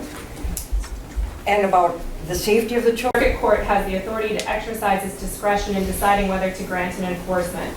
Upon the determination of an ordinance violation, the proper procedure of the Circuit Court is to grant an injunction enforcing the ordinance, except when it is presented with compelling ethical reasons to deny it. The Village of Hobart versus Brown County, it is a Wisconsin case law, and I did bring copies to share with council. If you would submit that to the clerk, that would be appreciated. Thank you. Do we have anybody else? Lady on the side there, please. Hi, my name is Michelle Monroe. I am a counselor with Pathways, actually. So work very closely with a lot of these individuals that would be going into this sober living facility. I've heard, kind of listening to everything that was spoken about tonight, the things that I can speak to. Number one, I heard, like we heard, something come up about children a lot. I do apologize if anybody's heard any echoing or screeching here and there. That's my 2-year-old that comes to the treatment center weekly and has been since he was 3 months old. If I could hire these individuals for daycare on a daily basis, I would, I promise you that. He is more cared for there. You talk about smoking. They have their own smoking area, right, at our facility. They have smoking times with which they, wait for. When Ivor walks over to that area, you better believe everybody's putting their cigarettes out immediately. Oh, he's coming over, They're very aware and very, like you just heard, addicts know how to conduct themselves. I'm a recovering addict myself. And it's because of places like Pathways and the opportunity to go on and have some place to live and some place to grow that we can come back and serve the community. And I think what I have seen in addicts and alcoholics is something that goes above and beyond, the strength that it takes to actually work on yourselves. And I think we can all take a look at ourselves in this room. If you've ever tried to do any work on yourself, how difficult that is. And these are people that just want an opportunity in the community. I read something that I just want to share really quickly that I want to end with. Something I saw the other day. It said, years ago, anthropologist Margaret Mead was asked by a student what she considered to be the first sign of civilization and culture. The student expected me to talk about fish hooks or clay pots or grinding stones. But no, Mead said that the first sign of civilization in ancient culture was a femur, a thigh bone, that had been broken and then healed. Mead explained that in the animal kingdom, if you break your leg, you die. A broken femur that has healed is evidence that someone has taken time to stay with the one who fell, has bound up the wound, has carried the person to safety, and has tended the person through recovery. Helping someone else through difficulty is where civilization starts. We're at our best when we serve others. Be civilized. It sounds like we're doing a lot of fighting against not helping people in our community, and that's sad to me. So I just wanted to end with that and throw it out there. Thank you very much. Do we have any other comments? I could. I would like to just, Identify yourself, please. Connie Holcomb, Stafford Street. I think a few points were made. I can't remember his name, said that there shouldn't be a parking between the bar and this facility. The bar is not open all night. There's no overnight parking. Winter parking, there isn't any. Zero. Unless you guys are changing winter parking, let me know. We share a driveway on Stafford Street. We would like on-street parking also. And now I lost my train of thought. But that's what I want to say. We gotta get back to the parking. We're hearing all the feel-good stories, which are great. I think just about everybody up that stood up said they know somebody or, are. I respect that. My daughter went through Pathways. She agrees too that this is not the place for them. She is doing really well, and I hope you guys all do the same. But there's no outside space for them. There's no parking. 15 people that are to get jobs, how are they getting to their jobs? They don't have vehicles because there's no parking. How is that going to help them move into the community if they can't get out to the community to work? It's been brought up by a friend of mine that says, well, volunteer work is great for them. How are they going to get to the volunteer work when they don't have cars because there's no place to park their cars?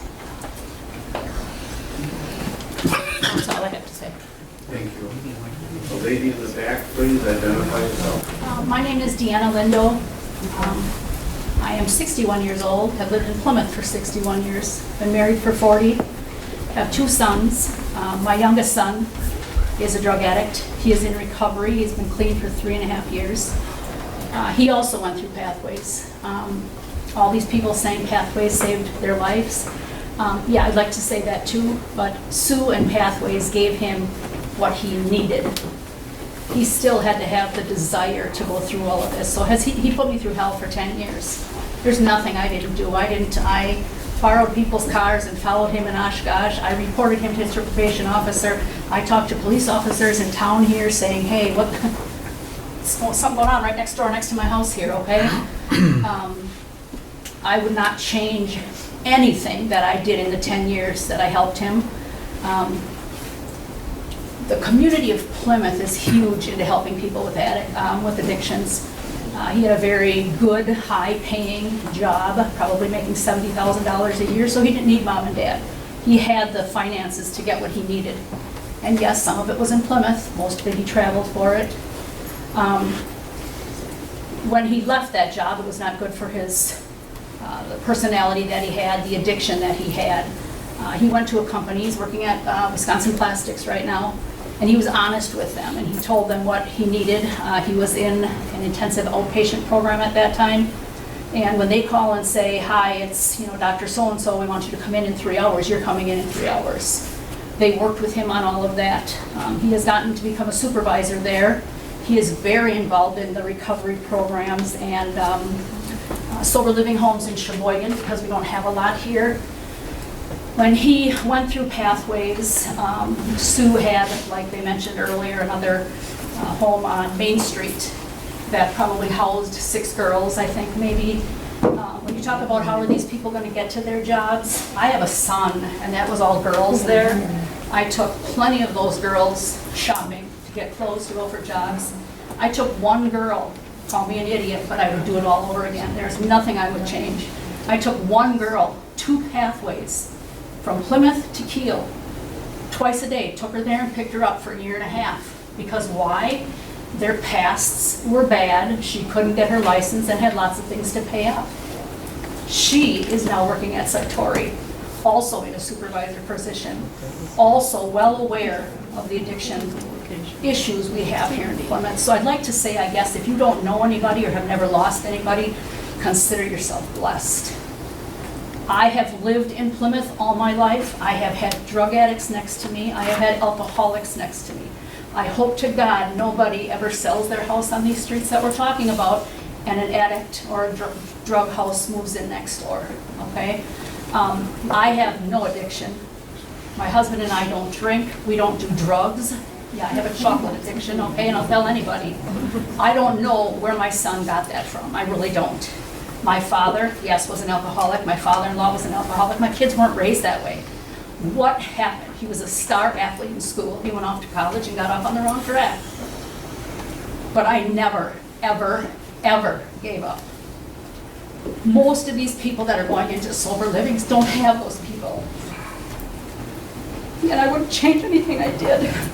And I have nothing to do with the rezoning part, but drugs are an issue here in Plymouth. The community wants to help these people, and an opportunity arose for it to be there.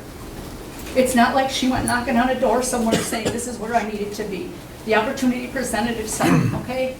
I live by Fairview School. I bought my house at the racetrack, by the racetrack. I'm not gonna complain about it. I bought my house, it was there, okay? I have a friend that lived on Smith Street. When our kids were little, I was over there all the time. We would be outside and there'd be people from Turner Hall, puked, drunk, laying on the front lawn. Those things They don't don't have go a lawn. away. They don't Those have a things- lawn. It doesn't matter where you are on the neighbors' lawns. So yeah, we need this recovery in Plymouth. We need it in Plymouth here. So I just want to say, I don't think any parent of an addict has spoken, but my husband, or my son is doing extremely well. His girlfriend's doing extremely well. I'm very proud of him. And the employers in Plymouth here are more than willing to hire. They're some of the best workers and some of the most respected people. I have met some of the nicest people. I mean, this has been 10 years when my son, or 7 years ago when my son was at Pathways, and I still am involved in the recovery community. So I think we need it. Thank you very much. One quick one, when the lawyer was up there, he says that Turner Hall is on the fringe of the residential area. Obviously, he doesn't know the city that well because it's residential all the way down to the firehouse and this courthouse on both sides of the school. There's houses, single-family houses, all the way down. Now, I don't know what fringe means, but just want to reiterate that there is single-family housing all the way up to right across the street from this building. Thank you. Do we have any other public comment? I promise to behave. One quick comment. If you promise. I promise. Just a thought. You know, their business, whatever you want to call it, absolutely has merit. The people need that type of service. Obviously, a lot of us are of the opinion that it's just the wrong location for many reasons. I would suggest two things. Deny the rezoning and pass an amendment or whatever you want to call it as a city to put an effort in as a city to find them an appropriate location. And maybe, you know, I don't know, the city used to have small business development loans, maybe help them with financing. Get them something that's in the right spot and help them. But please don't put it in the wrong spot. With that, I want to thank everybody for the work. You've already spoken. I'm Corey and I work with Pathways and I work with sober living individuals. And I just want to put out there that sober living is where they learn to redo things. They need guidance, and I'm a recovery coach and I do help that. And in 6 months that I've been 100% with sober living, there's been 4 people that came through with a car. I am there to help them to gain their license back, how to do that, and I guide them. So I think, which might not make a difference because of the parking spots, but I just want to put out there that if there's 15 individuals, chances are 15 cars is slight. But I am there as a recovery coach to help them. That's what these sober living homes are, is for help to get to that point. So I just wanted to add that. See, there will be cars. Thank you. The public portion is for the public to address the council and your concerns. I will emphasize that this zoning rezoning is on the use of the property, not on the occupants of the property, or any occupant of the property. And that's important. With that, I'll ask for any council member that wants to make a comment before I close the public hearing, and we then get into the council process of this evening. I declare the public meeting closed, and at this point, the process is to move on, and the chair will entertain a motion so we can discuss.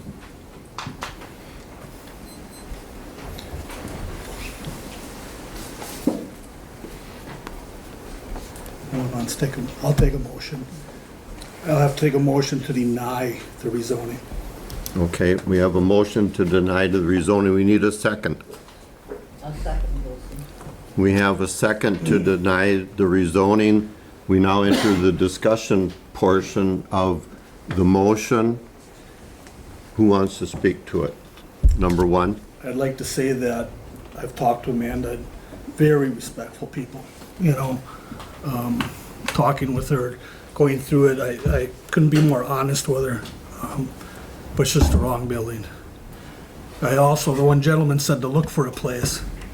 Me and the mayor have talked about that. Find a place, find the right place. You know, we need this in the community. We really do. But it's just the wrong building. Thank you. Alder Gilson? Oh, I just. You want to make any comment? You closed the discussion. My question is, do you know, is this going to continue to be a tavern up on Holy Business?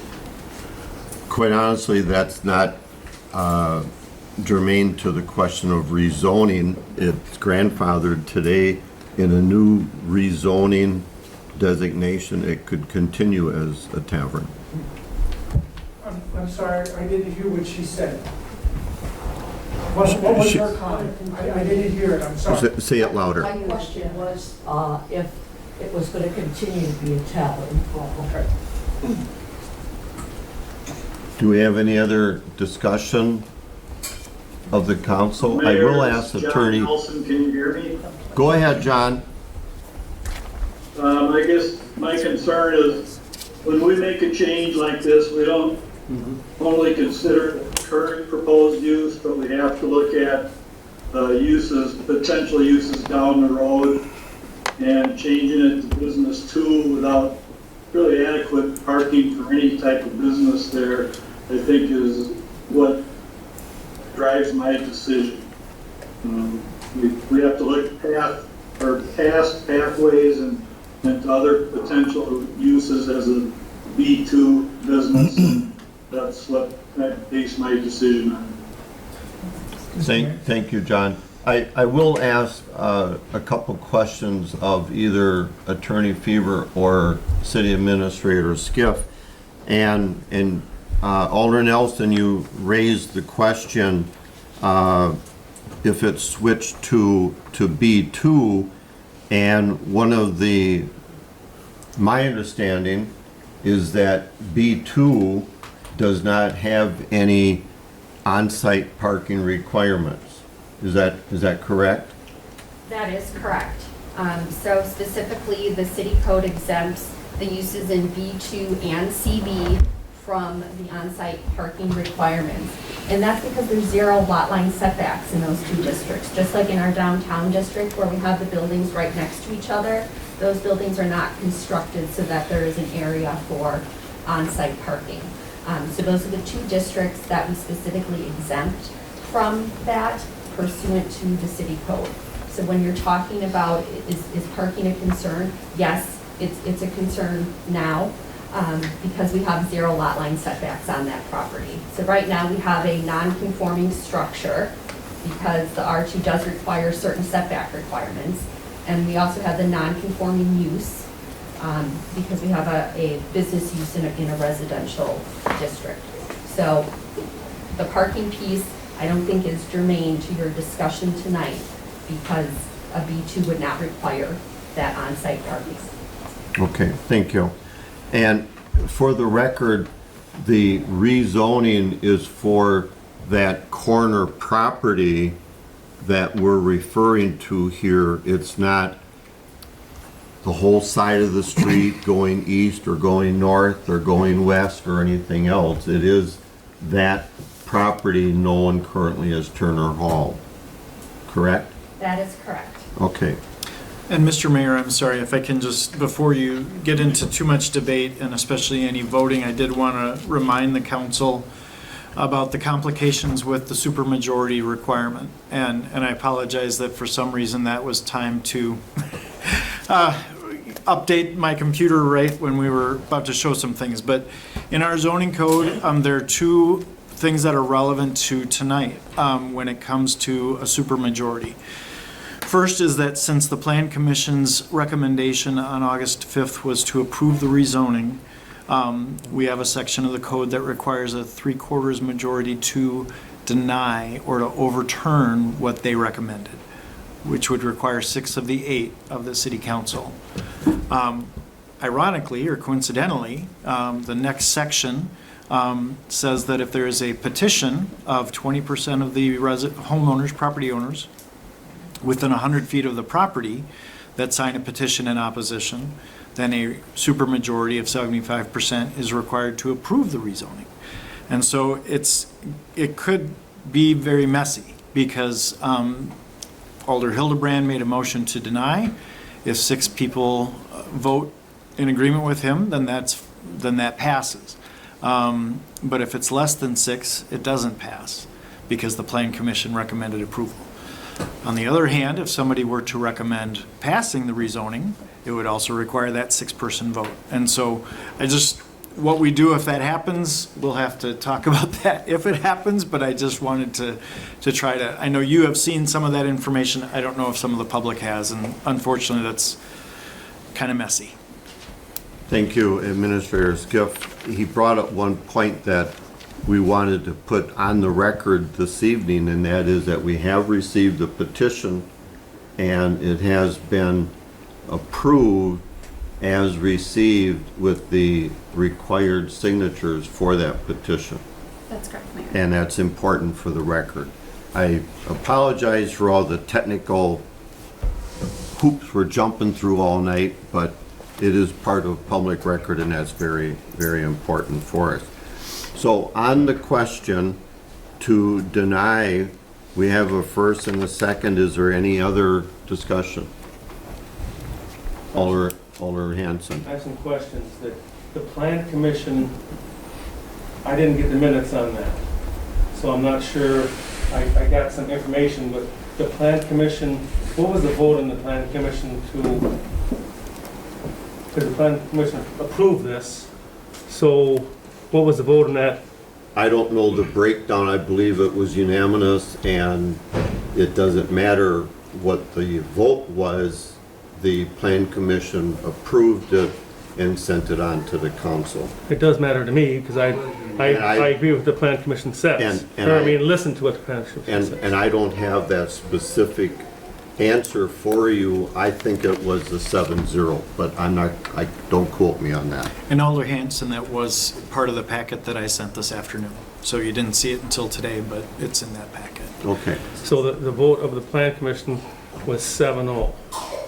Yes. Is what you're Yes. saying. Okay. So we have 2 persons here that are on the Plan Commission, if I'm correct. Correct. And I guess I would question or ask if what their vote is, or if it's changed, or why, if I could ask that. I would not allow you to ask that because that will come out when we do the roll call. But I didn't get the minutes to know how the person discussed it. I'd like to know why they voted in favor with the minutes. Mr. Mayor, I do have the minutes here. Why don't we take a quick minute to look at the minutes and read the portion that applies to the vote for Plan Commission approval. Okay. And then the result of that vote. So this is a number of, I'd say about 5 sentences. The use of the building, currently Turner Hall, a bar hall and restaurant, would be converted to have a new principal use of residential space, with the first floor remaining a place for entertainment and community outreach. The residential use would be to provide sober housing for potentially up to 15 individuals. Fire Chief Birschbach, so this was, much of the discussion that evening was about just concerns that the fire chief, or the assistant fire chief had about egress for that number of people, as well as some concerns about the alcohol question, which, like we've said, is not germane to tonight. Fire Chief Birschbach asked for clarification that there would be 2 separate ingress-egress locations. There will be one once the remodel is completed. The building would be a completely smoke-free environment. If approved, the public hearing will be scheduled for the September 14th Common Council meeting. Motion to approve made by Nicholas, second by Schellen. On the roll, all voted yes. And what does egress mean? What is, Again, just as the fire chief there, to make sure that fire considerations are taken into account. That was one of the things that caught his attention, was to have up to 15 people upstairs would require some fire code being met. Again, that's not really tied to the rezoning. Okay. Okay. That answers my question on that. But if I may- Continue. I have a question I have. What, if we rezone this and we approve it tonight, and Pathways takes over the facility, and then Pathways in 2 years says it's not working here, what happens from there then, as far as what businesses or properties or that type of thing can come in there, I guess is a question I have. That's a question that is a business answer, and we don't have control over that. We have zoning control, not what goes into that once it's rezoned. And it could be a hardware store or whatever. Attorney Fever, do you want to add something to And I that? would say any of the uses allowed in B2 would be eligible permitted uses upon the rezoning. I didn't research B2 zoning allowed, so could you potentially tell, don't tell me all of them, but. Well, mention some. B2 is downtown Plymouth. Pick a business. So it's the general business. They're all district. B2. Yeah, there's quite a few uses. Professional and business offices, banks, indoor sales and maintenance, restaurants not having drive-throughs, post offices, single-family dwellings, multiple family dwellings, medical and dental offices, residential and non-residential garage and accessory buildings, customarily incident to the uses above. There are more. Thank you. I didn't check into this ahead of time, and I probably should have, but I did not. A follow-up, Attorney Fever? And Mr. Mayor, I don't want to stifle the discussion for tonight, but we do have several written materials that have been submitted, and I think it would be prudent to table the decision for tonight if that's the council's desire, so that there is an opportunity for the council to submit the materials from petitioner's attorney. And I know we had a public speaker tonight who submitted some materials as well, and I did hear you invite other public written comments from the community. Correct.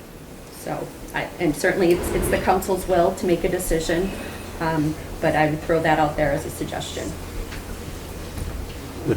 Alder Hansen. I move to table this. Do we have to put a particular time or the next meeting? How do we do it? Generally speaking, it is the next meeting. To gather the information, decipher that. So that was my motion, to table it to the next meeting. We need a second to table it. We have a first and a second to table. We have discussion on table. Yes. Any discussion on tabling? I'd like to speak. We're now moving off of the first question. We're dealing with the table question. So we'll concentrate on that. Alder Hansen. I appreciate the people that came tonight, and I know they probably wanted a decision tonight, but I don't have all the, and I'll never get all the information I need, probably, but I would prefer that it be tabled so we can discuss it more or look at the information. So that's the reason I'd like it to be tabled, so I can make a better decision on it tonight. Thank you. Any other discussion? Okay, clerk will call the roll on the motion to table. Hanson, Yes. Matsdorf, Yes. Shilsky, Yes. Wilson, Yes. Gilson, Yes. Nelson, Yes. Odekirk, Yes. Hildebrand. Yes. Motion carried. For those in the audience, what that means is there will be no vote tonight. The tabling takes immediate precedent over the first motion, which was to deny, and it will be put on a future agenda, and you will be notified that it'll go on a future agenda. I do want to take the time to thank everybody for coming in and taking the time and putting effort into this. This is awful boring. I like to watch paint dry. It's a lot more fun than council meetings, but it is part of our process and open meeting, and we do appreciate you coming in. I'm sorry, sir, there's no further comments. Is it going to be posted someplace? I just said you will be notified. I just said that. It'll be posted on the city website. It'll be posted at City Hall. I'm sure the paper will put it in the paper when we have a follow-up on it. And the answer is yes, you will be notified. And we do have the addresses of all the people, and we do have that mailing that went out to 100 feet or 300 feet. So they'll be on that list. We can send the next agenda to not only everybody that has provided us an address tonight, but to the people within 300 feet that got. Correct, yeah. Thank you, that's all my question Yeah, was. so, How I know how to but, be yeah, notified. but this is now the council time. I don't mean to be rude, so don't take it that way. No. Okay. So the motion is carried. It is now tabled for a future meeting. Thank you very much, everybody. Let's move on. I'd like to make a point if I might say therefore. Be quick. Alder Hansen, go ahead. What table means, that it's put on the table to the next meeting. This motion still is there. So it doesn't change the motion. Next meeting, this motion we brought up again as stated. I want to clarify that. I just didn't know how we would know when it was going to be. Yeah, and you will be notified. Okay, thank you, everybody. Very long process. Moving on to item 7, old business. Discussion regarding September 30th expiration of virtual meeting option at the discretion or council of, at the discretion of the that's not reading right. That's misprinted. At the discretion of the council or committee chairs, added to the ordinance 2-2-10B at the council's 3/30/21 meeting. That's perfectly stated. In other words, Administrator Skiff, tell us what we're discussing. Could we ask the people that this is a meeting going on and either quiet down or exit? If everybody would please talk in the hall, we're still trying to conduct the rest of the city business. Thank you very much. That's a good comment. We'll wait a couple minutes.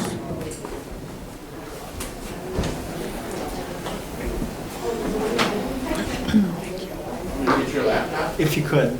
Thank you, Chief. He pulled extra duty tonight by Chief Tom Shea to be our gopher. He's salary. It won't hurt him. Bring it back to us. No, it won't hurt us. Okay. All right, thank you. If you will, explain what that is trying to say. Yes, I will try to make it as simple as possible. The reason that, first of all, this is listed as a discussion and not an action item is that I was hoping, based on the feedback that I feel from you tonight, that we can, Attorney Fieber and I can bring back specific language to our next meeting if it's clear that you want to head in a certain direction. So you may remember back at the March 30th meeting, the emergency order that had allowed virtual attendance of city council meetings and the standing committees was basically no longer in effect. And so it was asked of the council, do we want to continue that? At first, the way that I had worded some proposed language was that it would continue indefinitely. There was some discomfort with that. The council at that point was willing to extend the possibility for people to attend meetings remotely and still be counted toward the quorum and still have their vote counted, et cetera.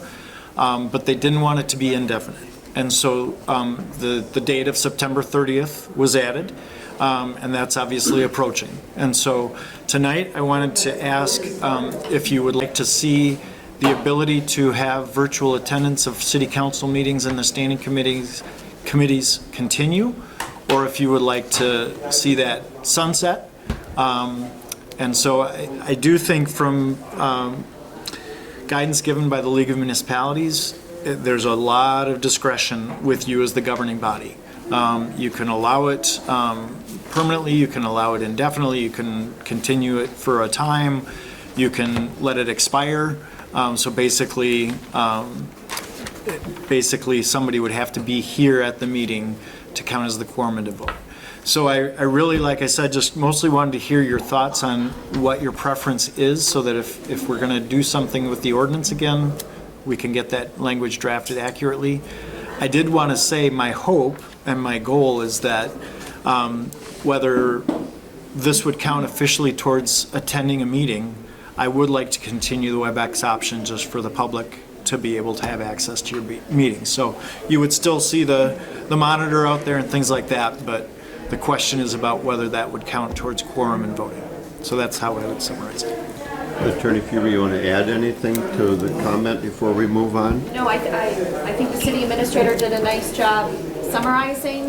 It does need to be part of your city code if you do wish to allow remote attendance. So that would be the next step, is we would bring back an ordinance for your consideration, further extending that timeline, allowing council remote participation. Can you hear me okay, Diane? I'm struggling. Okay, go ahead. Just read her mask. Oh wait, All right. that doesn't help. Okay, so in other words, we will accept any comments you have, talk to Administrator Skiff and express your opinion, and he will try to accumulate something. My preference would be to hear it tonight, just as a body. Well, But- here I go. I'll start it off. I'm going to get you this time. I don't think permanent is appropriate, as we've discussed in the past. We need to be here. You know, permanent opens it up to, hey, I'm on vacation, you know, every second week of the month for the next 6 months.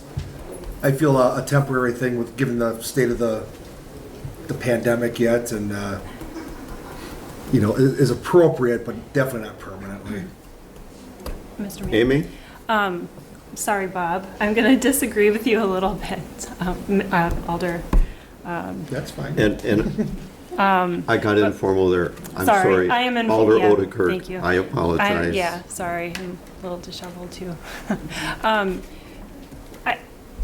Obviously, virtual is not ideal, and I don't think any of us enjoy being virtual. I know when I've been virtual and attending meetings, it's because I needed to be.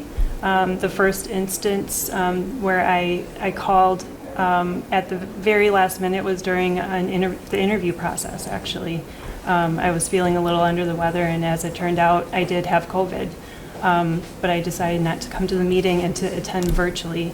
And I'm so thankful that I did discover that I was feeling a little under the weather, and I thought, second, you know, maybe I shouldn't come to the meeting. So it gives me the opportunity when I'm feeling like, you know, I probably don't want to, even if I have a cold, I don't want to spread it. So I appreciate the ability to have it. I'm not planning on going on vacation every other time we have a meeting and attending virtually on my vacation. In fact, I prefer not to be meeting virtually during my vacation, so it's not something that I'm, requesting out of that. But, it works. I mean, Alder Nelson is meeting virtually. He was able to participate tonight. So I would like to see it to continue, and I would be in favor indefinitely. Alder It Hildebrand. can't be a convenience, it really can't. We'll have to end it at some time, I don't know if this is the time to end it because of the COVID, and that's why it's, right here, right now, it's because of COVID. And that was a perfect opportunity, you had COVID, that's why you had to do it, and I agree with you on that. But it can't continue indefinitely, it can't, I don't know how long you want to continue it. If it was up to me, I'd say end it now, this can't be a convenience. But COVID is here, we know that. Any other comments? Yep. Alder Gilson. 1 minute, John. You're next. Oh. I mean, this is a perfect example of, once or twice a year, I'm gonna be on vacation, and I feel like I still have an obligation to serve on the council, even when I'm on vacation. I don't see the harm in it, in doing it, and maybe you could say that each alder has 2 occasions during a calendar year which they can go virtual, otherwise they need to be present. But there are times when we just can't be there, but yet we want to serve the city of Plymouth. Period. Thank you. Alder Gilson. I just want to say that I believe that when we make a commitment to do this as alder persons, we should carry through. However, I do believe that there probably are times that you can't possibly do it. So necessarily, I wouldn't throw it out the window totally, but maybe there's a solution to say, okay, twice a year or something to that effect to put a limit on it. But, and I don't like virtual at all, and I'm sure a lot of other people don't either, you know what I mean? But it is a good tool, however, we don't want to abuse it.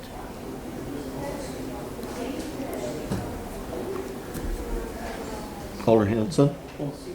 Tonight's a good example, I guess. Okay, we had a large crowd here. And let's just say that 2 of us were sick. And John was up on vacation, or he's working, what he's doing. We wouldn't have the meeting tonight because there'd be 3 people not here. If you eliminate this, and then you would not have a meeting tonight and it postpone it at a different particular time. I think it's important, we have modern things taking place. We have videos, we do have that aspect that we can communicate on it. Now, to make an excuse and saying that I don't want to come to the meeting, I'm going to sit someplace at home and bask in the sun or something like that and don't want to come to the meeting, but I think most of us have used this beyond the COVID. And the discretion comes down to being that the chairperson can say that we're not having, if I'm correct about that, the chairperson can say, we're not doing web tonight. So the mayor could say, no, we're not doing web tonight. Alder Nelson, Alder Gilson could say, hey, I'm in charge of finance and the Public Works Committee. We're not going to do it. We're going to have you meet in place. So that's the safeguard there that I think it is. And, to me, what are the disadvantages of having it? Tell me what a disadvantage of it having it for the persons that are in attendance. Is any decision subject to change? Whether we decide to make it permanent or temporary, is it subject to change? So it's not a hard question. Okay, I'm not saying what your question is asking. Well, if we make it permanent, it's being abused, you want to be able to change it, is what I'm getting at. You can change it then. Right. You can change anything you want every okay. month. You I can understand what you're change saying it. now. You can change it every month if that's what you want to do. Any other comments? Please don't. Who's going to be the first one to complain that it's being abused? Well, I just did a rough calculation without my calculator, so I could be off by 2. But in 16 years, 384 council meetings, we've had 2 without a quorum. 2 in 16 years. Whether people were on vacation, all we need is 6 out of 8. We don't need 8 out of 8 to have a council meeting. How many of those 384 did we have 8 rather than 7 or 6? I couldn't tell you because we had a quorum. Business got done. So you can have people missing. And no one's saying you can't go on vacation.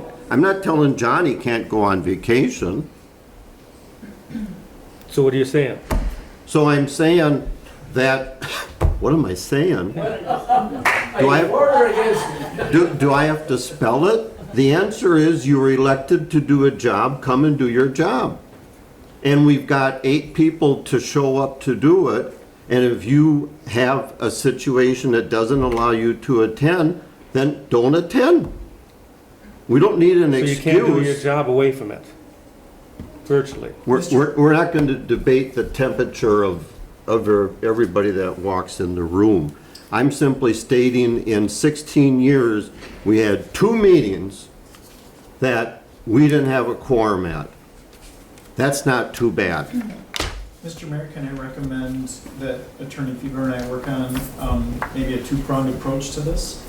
One would be, it sounds like there's at least, even among people that really prefer to see people in person, there's some willingness to look at extending the temporary.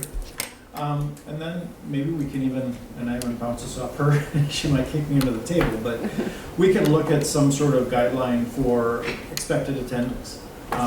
That if somebody's going to be on vacation or is simply going to miss a meeting, they get approval from the chair in advance. And 2 or more unexcused absences. I mean, I hate to sound like we're back in 2nd grade, but 2 or more unexcused absences might need to review by the council or something like that just really encourages people to attend or get an excuse before.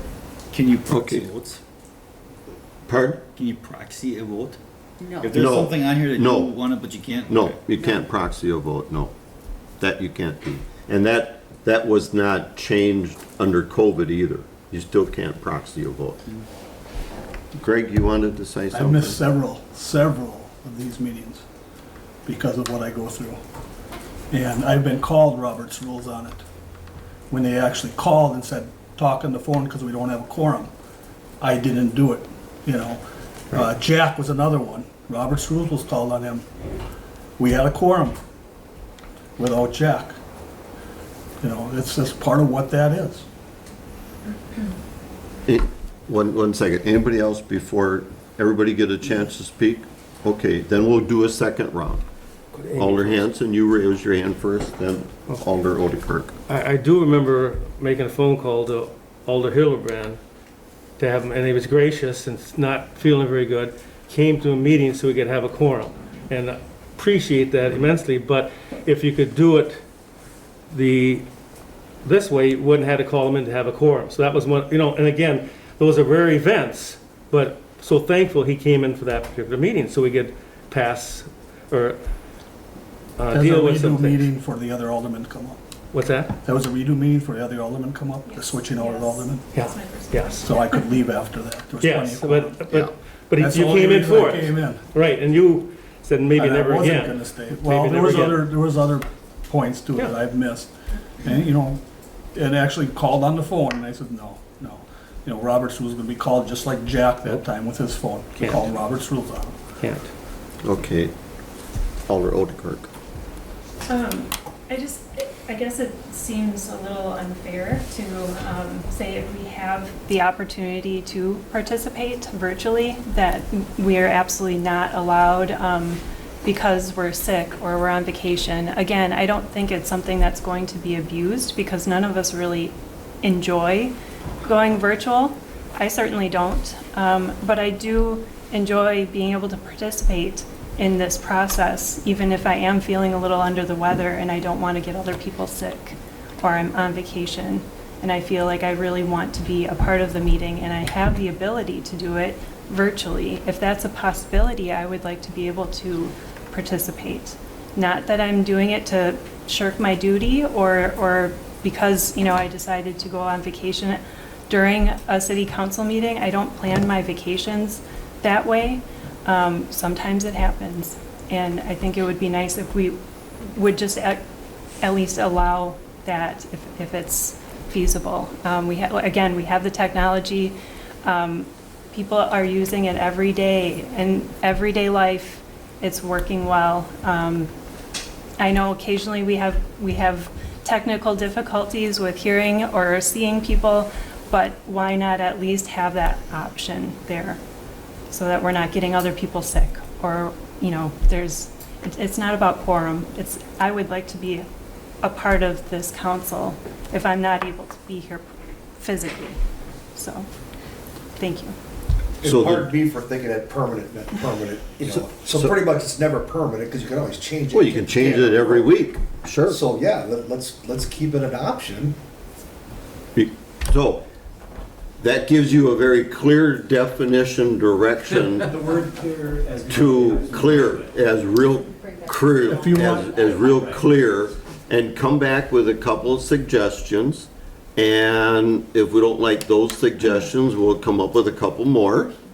I thought about And this. when everything else goes haywire, we'll flip a coin and move on. I think we can make a couple suggestions. I think so, Most will be too. tweaked. I'd like to say one This more thing. isn't that hard to You know, say. I've thought about this as well, and I would say we extend it to January 1st as a time limit.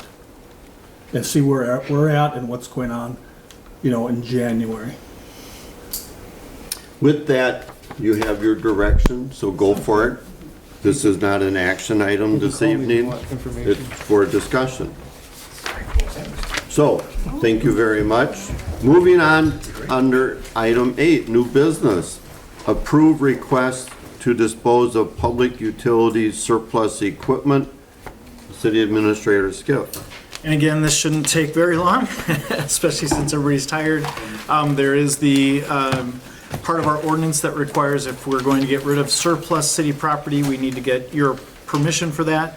We did have an older digger truck. The picture is shown there in the what was provided in your packets.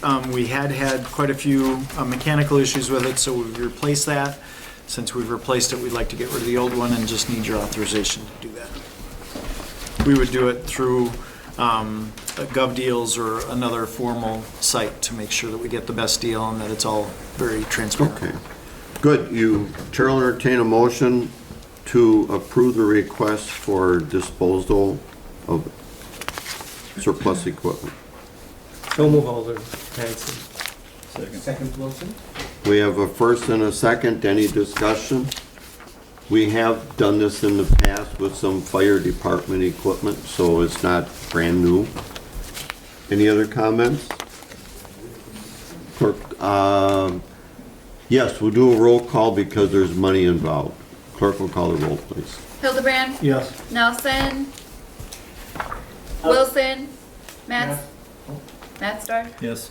Odeker, Yes. Gilson, Yes. Shilsky, Yes. Hanson. Yes. Motion carried, thank you. Okay, moving on to item 8B, approve extraterritorial certified survey map located in the northeast quarter of the northeast quarter of section 14, town 15 north, range 21 east, town of Plymouth, Sheboygan County, Wisconsin. You have a map showing the location and parcel. Any comments, Administrator Skiff? Again, this is just a parcel that's significantly northeast of the city limits of Plymouth along Highway 57, north of Highway 23. it's within the distance from the city limits that it comes to you for approval, but this did go to the town board, who approved splitting the lot as well. Basically, it's separating the farmhouse right at the corner from the rest of the lot. So it's kind of a formality. And again, the Plan Commission recommended approval conditional on the town board approving it, which they have. Which they have. Okay, thank you. The chair will entertain a motion. I move to approve. We have a first and a second. Any discussion? All in favor, say aye. Aye. Opposed? Motion carried. Thank you. Moving on to item 9, chair will entertain a motion to adjourn. Second, Alder Hanson. We have a first and a second. All in favor, say aye. Opposed? We stand adjourned.